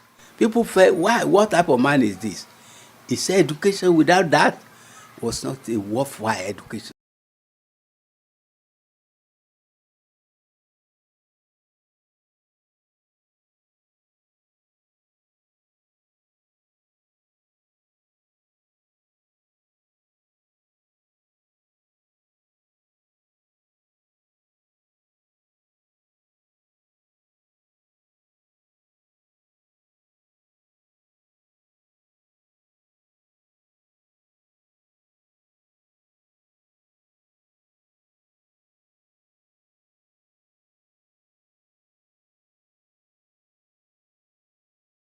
Of this land, who has turned himself to a puppet in the hands of these pale-skinned mamas. Where did you get that word from? Pale-skinned. I don't know. Just came. But you know, our people, the way they perceive the whites, that the skin is pale. And if you read Things Fall Apart, they described them as leprous. White-skinned men, leprous, like the skin, as if there was something wrong with their skin. Is it derogatory? It is. To them, it is. But to us, those that used the words, it was strange. You know, these people, they were like aliens falling from wherever, because their skin is obviously different from ours. Is that why they call them Onyocha? Onyocha, white person. Onyocha is white person. So can that be pale? Well, literally, it is pale. Allah continues. Okay. They've made him what they call a warrant chief. He goes by the name Okugo and claims paternity from Onkwe. I curse him. I curse this useless son of Onukwe. Wait, why is Allah angry? On her soil. It was something she never imagined could happen on her soil. Where was Allah when the white man came? Well, probably the white man came and Allah didn't know they were coming with trouble. So Allah welcomed them initially? However, I don't know. I wouldn't know. See, Allah says some of the chiefs have already embarked on the counting exercise, counting of women and their domestic animals. Now the women don't like this, counting of women. Why should you count human beings? Were they wrong? The women were not wrong, because it was not in their culture for human beings to be counted. Even till date, when you ask some people, how many kids do you have? They won't tell you. They will tell you, especially in Yoruba land, they will tell you, we don't count children. Till date. But they count children. They don't. They do. Some people will tell you, we don't count children. Why don't they count children? For the same reason that this woman has stated here. Don't we have the right to question that concept? Yeah, you could go ahead and question it. And these women in Igbo land didn't want to be counted. No, this is because the counting meant they wanted to know how many people that lived in a particular compound for the purpose of taxation. That is enumeration. Enumeration! That is data gathering. It was not, it's an African. So Africans did not pay attention to data? No, they didn't. What were they thinking? They knew themselves. You know, in every village, they knew themselves. They could tell you how many people that were in every compound or every kindred. You know, we lived by kindred. So they knew the number of people that lived in every kindred. And so they didn't consider it necessary for the white man to come and, of course, they were not lettered. So the white man was recording. But gathering data should be basic instinct. Well, is it not good for planning? That is today. For today's, that was what civilization brought. Then, they were not this civilized. Why were they not civilized at that level of the white at that time? That is my grouse with them. Well, the white came to civilize us. Did they come to civilize us? So we had our civilization.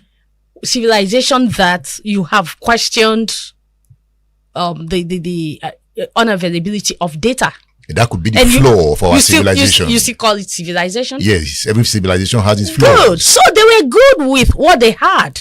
They didn't want what the white man was bringing to them. Allah is still angry. Okay. Many of the warrant chiefs have turned themselves to guards, oppressing their kinsmen and forcing their daughters into marriage.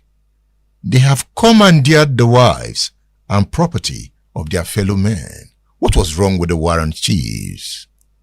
It still happens till date. Power wrongly used. Yes. Did we get that concept from the colonialists? No.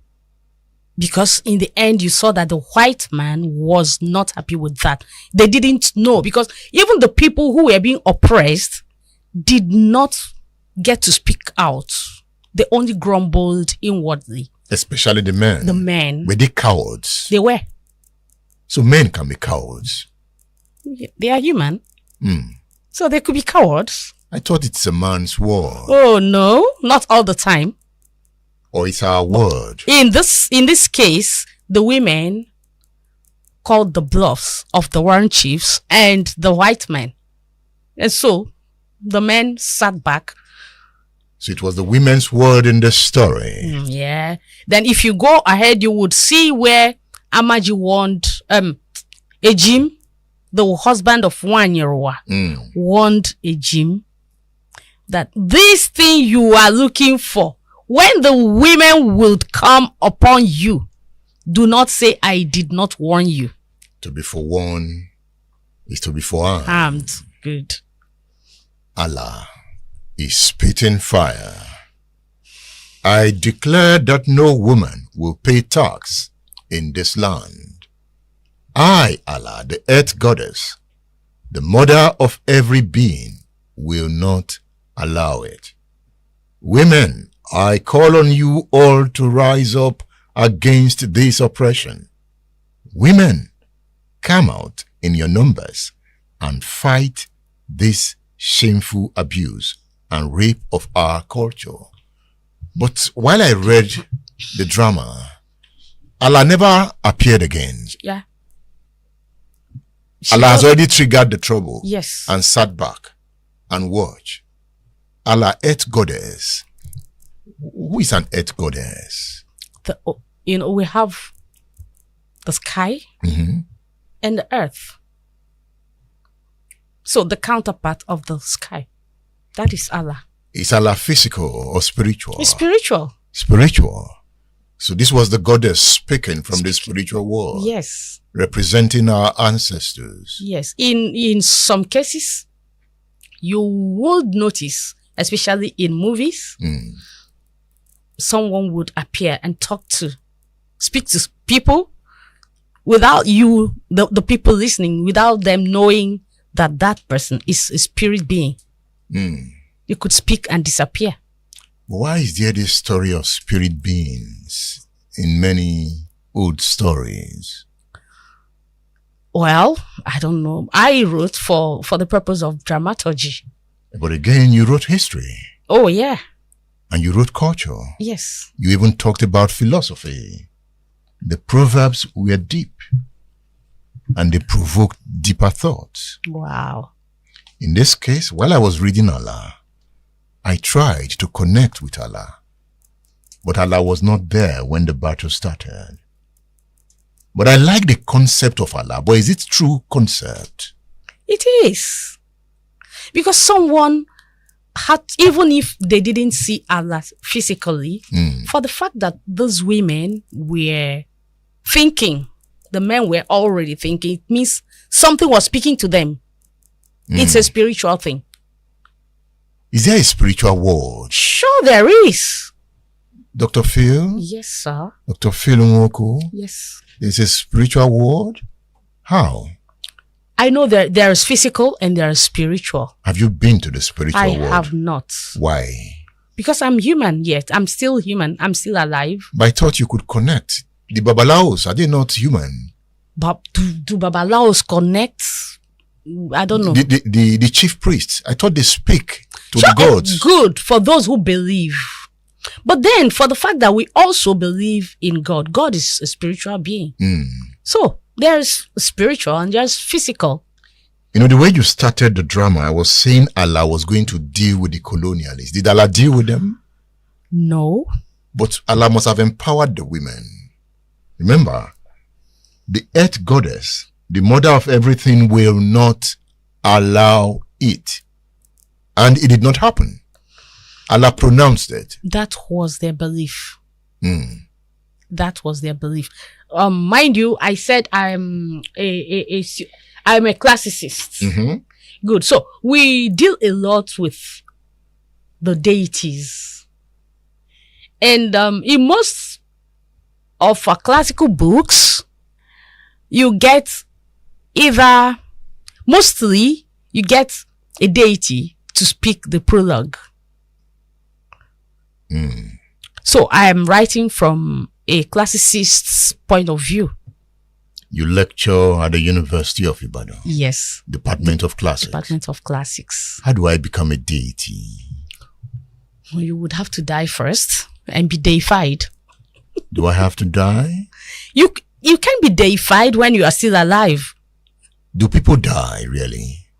People die physically, we see. And people die. I don't want to die. Wow. You want to live forever? I just want to be here. Forever? Yeah. Wow. Well, I don't know. I don't know if it's possible. They don't have to see me.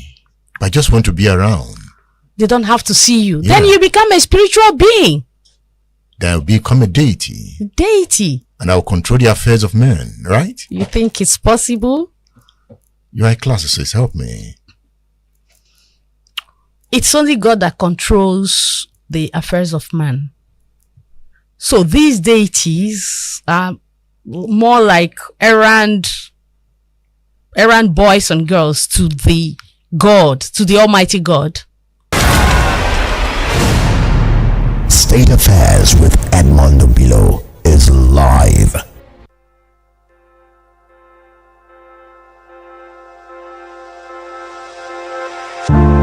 The lives of other citizens, that was not. That's why he made State them Affairs with Edmondo. to build houses, to do so many things, so that they will know, they will use their hand. They will not be only a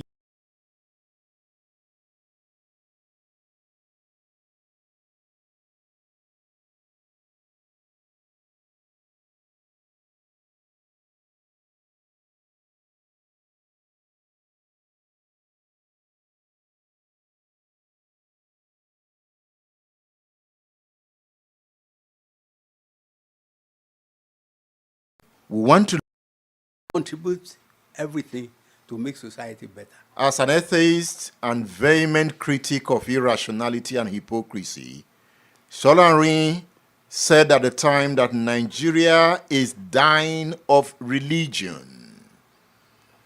Did you agree with him at the time? He said of using religion to enrich the lives of the people. People were not doing that. They were just praying and praying. And there is no improvement in raising the standard of living of the people, in being less greedy, in being less covetous, in being less self-centered. So he felt that these people practicing this and going to churches and so on, if they were not even practicing it and they could do better for society, he believed that it would be better.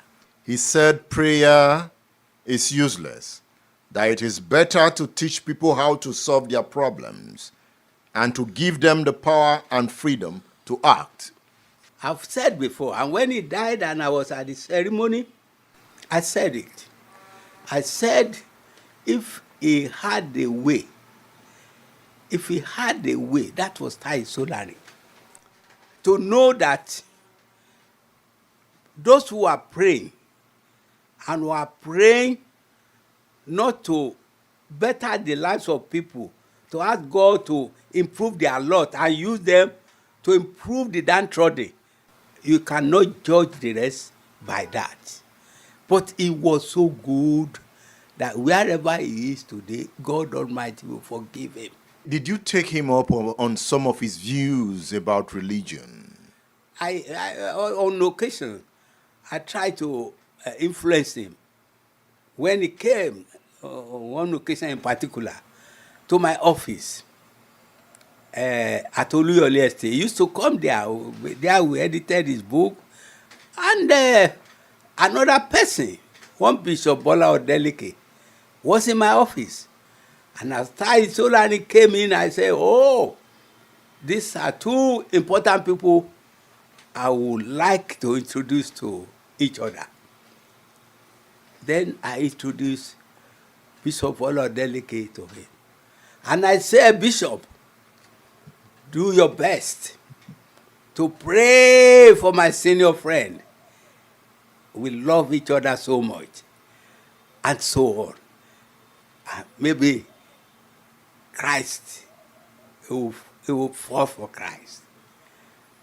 I said, and promptly, Dr. Tai Solarin replied. He said, Chief, he said, Omoye, Bishop Odeleke will pray and pray. And he said it more than 11 times until eternity. By that time, that would be about 56, a year before his book was launched at Premier Hotel by me. He said he would pray till eternity. He has made up his mind at that point. But what the saving grace that cemented my own relationship with him was not his being a Christian or this or that, but that he was 100% better than those who profess Christianity in terms of what Jesus asked people to do. He had a chain of people who he gave succor in all ways. Those he will give scholarship, those who will give food, those who will sponsor overseas. So that is the goodness that God wants. His principle was self-reliant. The reason he loved China, that China looked inward and developed itself. To some, he was more of a socialist, but he still upheld the ideals of freedom and democracy. Yes, I think we should know this, that people who fascinated him, people like Mao Zedong of China. He also loved Jawaharlal Nehru. Jawaharlal Nehru, yes. He loved a great deal of people. And Lenin of USSR, of Russia. Lenin was a communist. Yes. He loved them. The major thing for them, for Thai, was that they turned their situation around. They made their country, depressed people, to be seen, to see the light and become great and prosperous.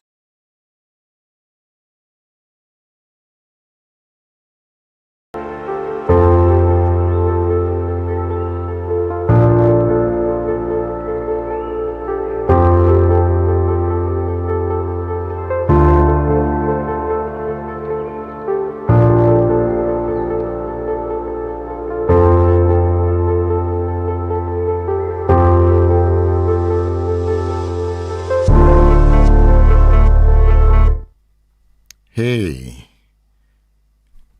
the lines are open. Let's hear from you. I have seen the story I'm looking for on the front page of the Saturday Tribune. CBN orders banks to block loan defaulters from new credit. Tightens BVN operations. Restricts phone number changes to ones. CBN orders banks to block loan defaulters from new credit. Tightens BVN operations. Restricts phone number changes to ones. Okay. You know, at some point, those loan defaulters, they will not send messages. You know, say, call your brother. He collected money. Which brother? I don't know the brother. Which brother? Call your brother before thunder, we do this. You can see that's a frustrated loan company. They're not using thunder to recover money. Thunder. They frustrated them. Poor people. All right, call the radio station. Bosun is here.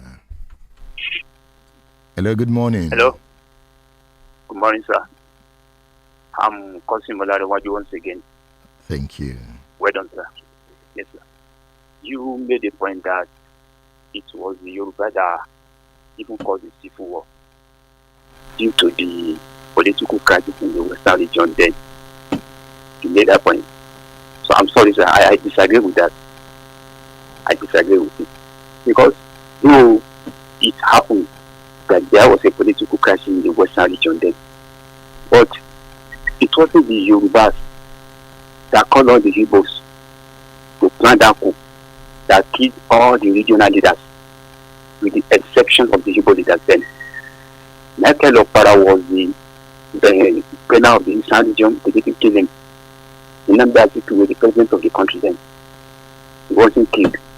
The only Igbo army officer that was killed in that coup was mistakenly killed because he refused to give them the key to the armory. So it wasn't the Yoruba force, it was the Igbo. And it was after that coup, General Guerrilla now came to the power. It was him that now drafted the Constitution, Decree 34, that destroyed the regional system of government through Professor Ben Wabueze. So it was then. So that is the point. And that has happened and it has gone. Because that day, Ghana elections in 1956, it was that day the Nigeria derailed. The current problem Nigeria faces today, it happened that day. That has happened. But the way forward now is to restructure the country. I think that is the only solution to this country. Me personally, I don't believe in this presidential system of government, because this presidential system of government has turned to an ethnic battle. Yoruba will say Milokan. After this 2027 or 2021 again, another 2031 again, another tribe will did that our local. Let's go back to regional system of government. Where Yoruba will have the western region, the Igbo will have the eastern region, the south we have the south region, the northwest, the northeast, the north central, they can have their own form of government. So that each region will be developing at their own pace. So any region that want to fly, they will be able to fly without no region holding them down. And any region that decided to crawl like a baby, they can crawl. Nobody will disturb anybody. So the only solution, I believe, is total restructuring of the country. The true federalism. Let's go back to regional system of government. So each region can manage its own border. Each region can manage its own security. The government at the center will be less attractive. That's the only solution. I don't believe in all this regional system of government. So good morning, sir. That's my own contribution once again. Thank you. You want each region to manage their own border. And that's no longer a region now. That's not a country. That's a country. If regions are managing their own border, I mean, you are going to say, before I can move from the eastern region, I'll take permission from you. You have created a border point now.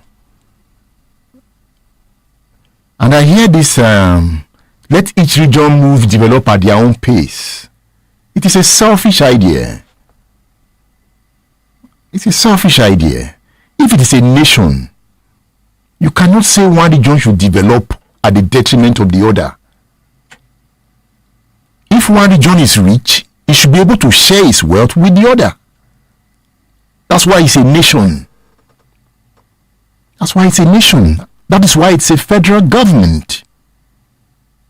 If the North is poor, somehow, if the Western region is rich, the North should benefit.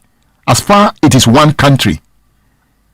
Except you want to divide it, okay, to your tent, O Israel. And this, I hear this, let's go back to the region. It was the region that caused the war. Have you forgotten it was the region that caused the war? Okay, we have been doing a comprehensive study of Nigeria's first military coup. We have done about 9 editions already. If you go on a comprehensive, not we are studying everything. So you can go on my YouTube channel. We started on January 15th this year. If you go on my YouTube channel, you will see the study. We are reading every book available on what happened, what caused what. And when I said the Western region, don't forget, events in a nation are rarely accidental. They are often a product of events. From one little one, it moves to the next. So the crisis of the Western, have you read Adewale Ademoyega's book, Why We Struck? He's a Yoruba man. One of the reasons they struck was the crisis in the Western region. And one of their first plan was to release Awolowo from prison. So I make the point again that one of the reasons for Nigeria's civil war, one of the reasons, was the crisis in the Western region. It was the most volatile region in Nigeria at that time. It was the epicenter of political crisis in Nigeria. So when it happens in one region, it affects the other regions. Okay, Michael Okpala was not killed. If you read Adewale Ademoyega, he also gave reasons why the coup failed. Now what I'm saying is that Nigerians, read. We're not reading. Yes, it can also be an Igbo coup if you want to argue in that line. Fine. But if you read the literature, Adewale Ademoyega said that the guy that was detailed to execute the coup in the eastern region, few days to the coup, was transferred out of the eastern region and was sent to India on a training, and there was now confusion. They were now struggling to get the next guy to execute the coup. Before the guy could get to the eastern region, he got to the eastern region that morning. Before he could mobilize guys, it was becoming too late. Even at that, he succeeded in arresting Michael Okpala. But remember, he was late. By this time, Nzogu had already executed his own coup in Kaduna. By this time, Emmanuel Ifajuna and Adewale Ademoyega had executed their own coup in Lagos. But the Lagos coup was failing because Major Okafo was unable to track Ironsi and get him down. So by the time the guy in the east was settling down to carry out the operation, the coup had already failed in Lagos. And Ironsi had given orders to the Enugu command to say, arrest any soldier you see on the road. That is one of the reasons he gave. And I've heard about Nnamdi Azikiwe. If you read the literature, Nnamdi Azikiwe left Nigeria in October 1965. He left Nigeria on grounds of health care. He went for health care to go and treat himself abroad. Some have said he knew about the coup and he escaped. But he's not the only one who knew about the coup now. Akintola knew about the coup. British intelligence told Ahmadu Bello. He told Akintola. In fact, Akintola was with Ahmadu Bello on the 14th of January, 1966. He visited Ahmadu Bello in Kaduna. They discussed the coup. But they took the boys for granted. If you read the books, Nzogu from 1965 was speaking openly about the coup. Read Obasanjo's Nzogu. Nzogu was speaking openly about the coup. Ademoyega said he joined the Nigerian army because he wanted to carry out revolution against the politicians. And he joined the Nigerian army in 1961. So you can follow us where the study continues.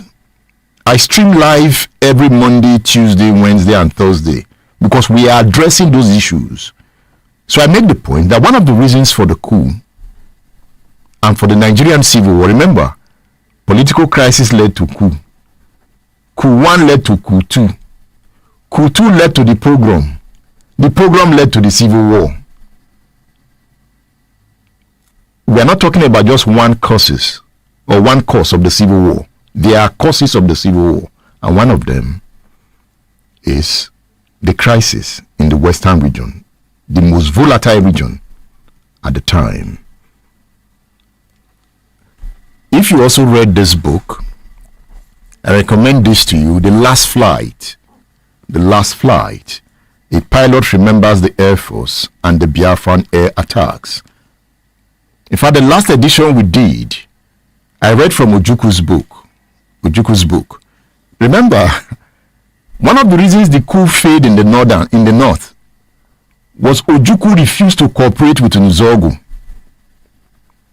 Remember, Ojukwu refused. That's why that coup also failed. Ojukwu was the commander of 5th Battalion in Kaduna.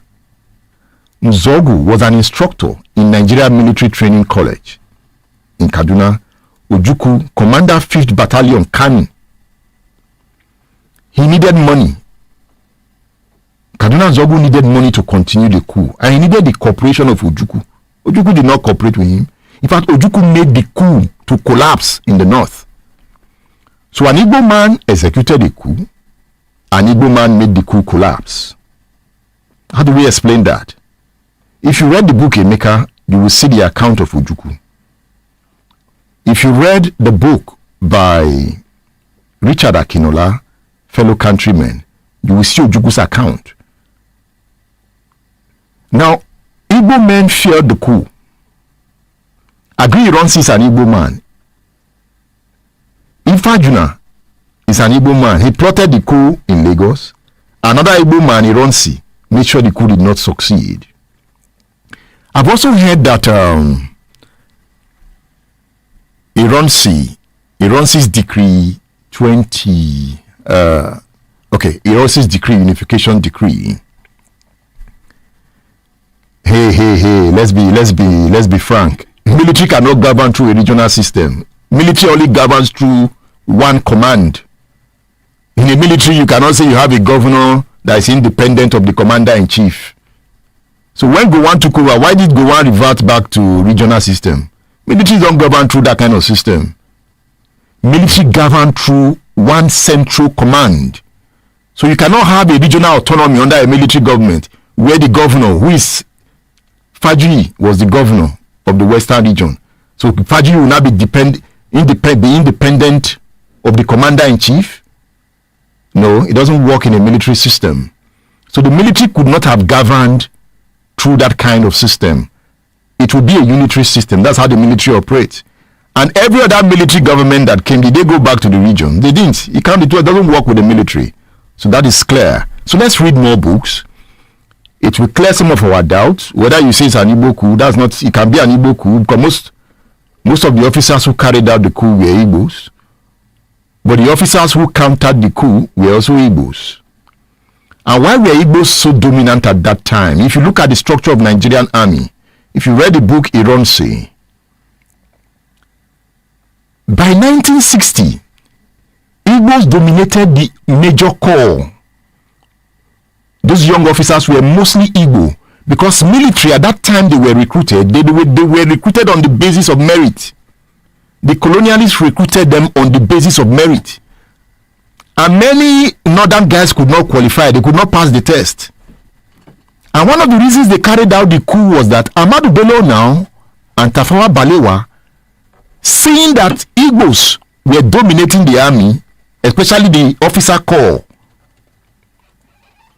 now began to water down the standard of recruitment.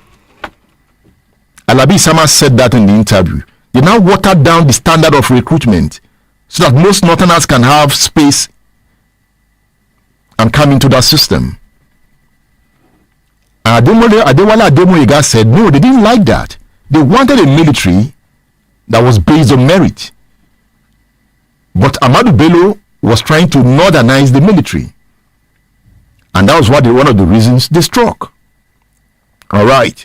So join the class. I have a class every Monday, Tuesday, Wednesday, and Thursday. And we are doing what we call comprehensive study. Not just look at the issue and disappear. No. On the coup, on January's coup, we are looking at 15 editions. After that, we then move to the counter coup. We do another 15 editions. We then move to the pogrom. We are studying Nigeria, learning.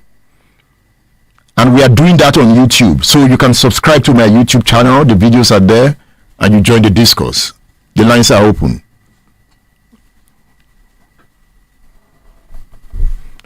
Alright, stay tuned. Hello, good morning. Hello, Obilo. I'm just calling back. I want us to know something that this country, we should handle this country with all our sincerity. Concerning the Igbo coup you are talking about, see how they have tolerated their security until when they find the means of putting the repentant Boko Haram into the system. See what you are facing now.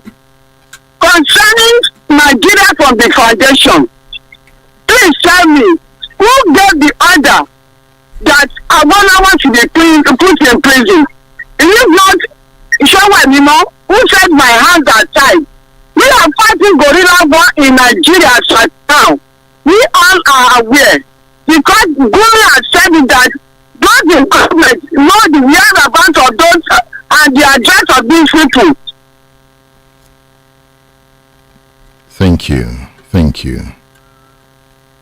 We know the terrorists, they come out now. Don't we see them? They come out to negotiate with governors. So the governors know them. They know them. Jonathan even said that he had Boko Haram members in his cabinet. Jonathan said that was the president. He had Boko Haram members in his cabinet. When the president comes out to say that, and he didn't deal with them, he left them. All right, stay tuned.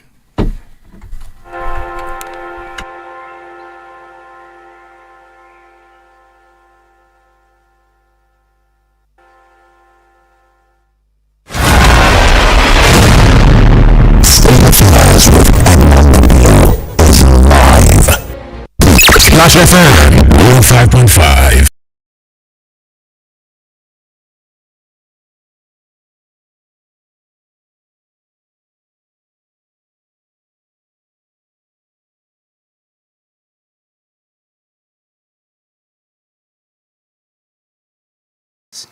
So people like that, they had ideas, they had dreams to know that Tai Solarin was not an ordinary person.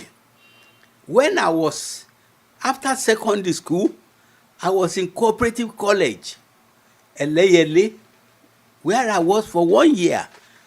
And I discovered in my readings, Robert Owen, a great educationist in the United Kingdom, who innovated special education. He believed that education and the influence of their surroundings mold men's character. And he had a beautiful place in New Lanark, where people use their hand, where people are prepared for vocations. Education has no meaning if your knowledge doesn't empower you. So that is some of the ideas Tai Solarin had when he started the school 60 years ago, Mayflower School. And he made children to work, to cook, to farm, and many other things. People felt, why? What type of man is this? He said education without that was not a worthwhile education. So people like that, they are visionary. He was a visionary. He was an idealist. He had dreams. But Nigeria doesn't encourage people who are dreamers. They like mediocres, average people. People who in countries, in other great countries, will not be tolerated for any significant position. He was inspired by the writings of Azikiwe. In fact, according to him, it was one of the reasons he decided to aspire for higher education. And he was impressed by the like of Osajefo, Kwame Nkrumah, Walimu Nyerere. You mentioned Tanzania earlier on. Walimu Nyerere, a schoolmaster who had a small bungalow and refused to live in any government house. One of the greatest men who united his country to become Tanzania. Tai Solarin was impressed. He had read books, and this is the tragedy of Nigeria, and Nigerian system, and Nigerian government, and Nigerian rulers who have not read anything about Mao Zedong, Ho Chi Minh of North Vietnam, the man who defeated America and got his country. Is reading a path to development? Yes, He read so much about great men, the learnings of this world, who turned a semi-colonial appendage of the Western world. Are you confirming that readers are leaders and leaders are readers? Yes, if you have patriotism, if you have acute intelligence, and you read, you dream to translate that, your knowledge, into changing your environment. Most great rulers of this world, what they dream of is that they will turn their country, change it better than they found it. Where do you find Nigeria go like that? Have they clue on anything? Are they not mediocres? Are they not excessively greedy? And those who are intelligent among them, they are so mundane in thought. He was very controversial. Yes. When he returned to the country in the 1950s, he went to teach at Molusi College, Ijebu-Igbo, from 1952 to 1956. He was made the principal of that college. But one thing he did was to remove morning prayers and religious study from the school system. And that did not go down well with the community members. He had to leave. He died an atheist. He didn't believe in God.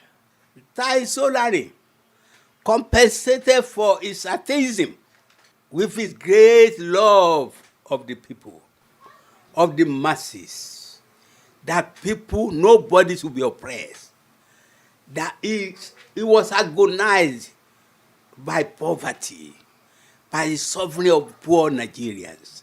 A man who is like that, how many Christians were not looting the treasury? But no, Tai Solarin, humanism in him makes one to pardon his atheism.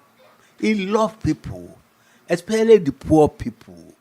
He will go on the streets and take disinfectant.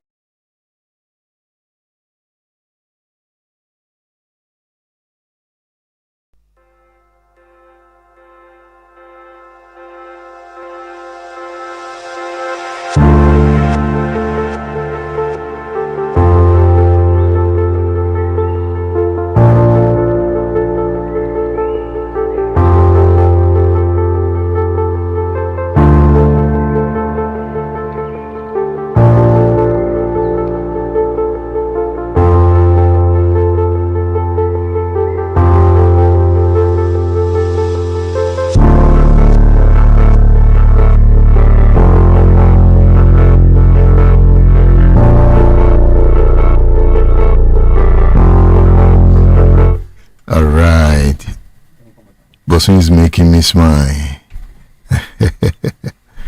All right, call the radio station. Let's talk. Hello, good morning. Yes, good morning. Good morning, Obilo. My name is Suleiman Matthew Abatunde. I'm calling from Ibadan. You see, I want to commend you for this topic that you brought up this morning. And to us listening to you and every stakeholder in Nigeria, it is not about the region or the tribe that caused it. It's for us to reflect about what happened to us the last time that we plunged ourselves into civil war and what is currently happening now. We just suppose and try to avert what the ugly civil war that we had. And when you look at the country right now, the current administration under APC is actually doing that, taking us gradually back to what the First Republic politician did that actually resulted to civil war. Now, how could you imagine, as a Democrat, as the president called himself, that you want to eliminate all the viable opposition for you to stand in an election alone? And some people will say it is the opposition that we are not getting their hearts together, where we know that people like Wiki, people like this man in Labour, Abure, and all of that are actually tilting towards the current administration to ensure that their party, according to the Wiki's word, hold on hold the hands of the party down for the current government in power to have their way. And of course, there's this popular maxim that says those who make peaceful what do they call peaceful change impossible, they will make violent change inevitable. And that's what we are saying this morning. That's what you are opening our eyes. Those of us who will be victim, God forbid, if this thing actually crashed. Because most of these people are in political power today. They will jet out and leave you and I. And even you, Edmond, you will jet out because you are a part of the elite. And so that's what you are telling us, as that those of us who don't have the privilege, not to actually applaud what is going on in this country. What is currently going on in this country is very dangerous to the healthy living of Nigeria. Allow, if you are in government, you want to perpetuate your stay there, it is simple. Just give the people good governance and everybody will back you up for your second term or whatever time you want to spend in position of authority. But if you want to muzzle the opposition, like you said, Edmond, I want to tell you, the opposition will not sit by and be looking, but especially when you hijack all the institutions, the judiciary, the legislature, and all that, and they are all tinting towards you. And I want to say something. Look at one thing, because some people may call and say, no, it is not so. Look at the judgment of the Supreme Court when the Attorney General of the Federation took 700, on behalf of 774 local government to court and for autonomy, and court said, yes, you are good to go. But almost the same issue when Attorney General of Osun State took the same issue, almost the same issue to state government. They said no, as Attorney General, you cannot present this case on behalf of the local government of Osun. And they imagine. So this is what we are saying. We are all stakeholders here. We want Nigeria to progress. It's not about Yoruba, Igbo, or Hausa. We are all wonderful people. Edmond, we love ourselves as ethnic people, but those in position of power are using two things to divide us, and that is religion and ethnicity. Forget about even the political leaning, but religion and ethnicity is what they use to divide. That's why I'm calling on Nigerians. Please, we should not be applauding what is happening in this country. We need a viable opposition to actually check. We are driving towards a dictator who is a member, who is a supporter of APC. Think, we are having it, we are having our way. I want to tell you, you will pay for it. I remember while I was still in Kaduna when all this Sharia started. I told my friends, see, today they were calling me and said, Tunde, you told us this. That look, you are going to pay dearly for this. Many of my friends in Kaduna and other northern nations now cannot stay in their villages. Initially, those who were Muslim were applauding it. They think they are doing this thing for Islam. Now they knew it is not for Islam, it is for a selfish reason. The same way, this trying to collapse the opposition in Nigeria is for selfish interest. It's not for Nigerians.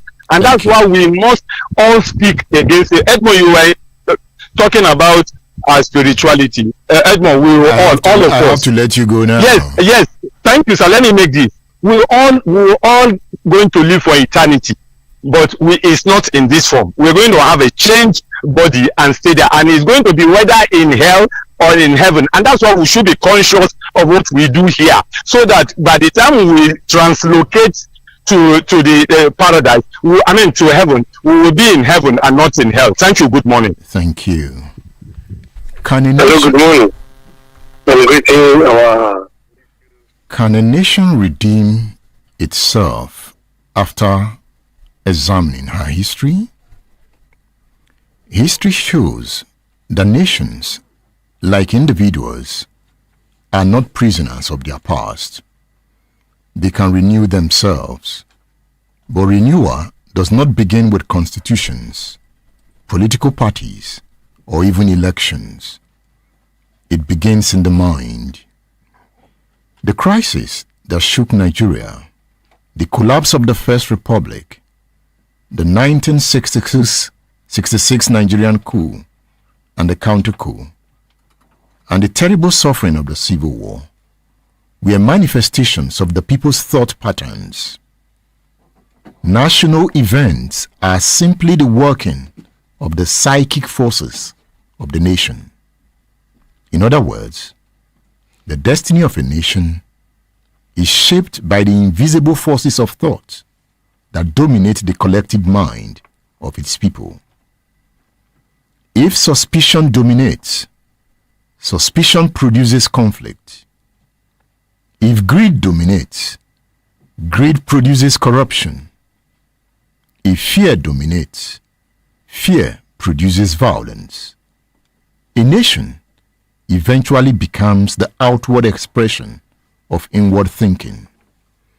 This is why it is mistaken to believe that the disasters of politics are caused by a single leader or a small group of men.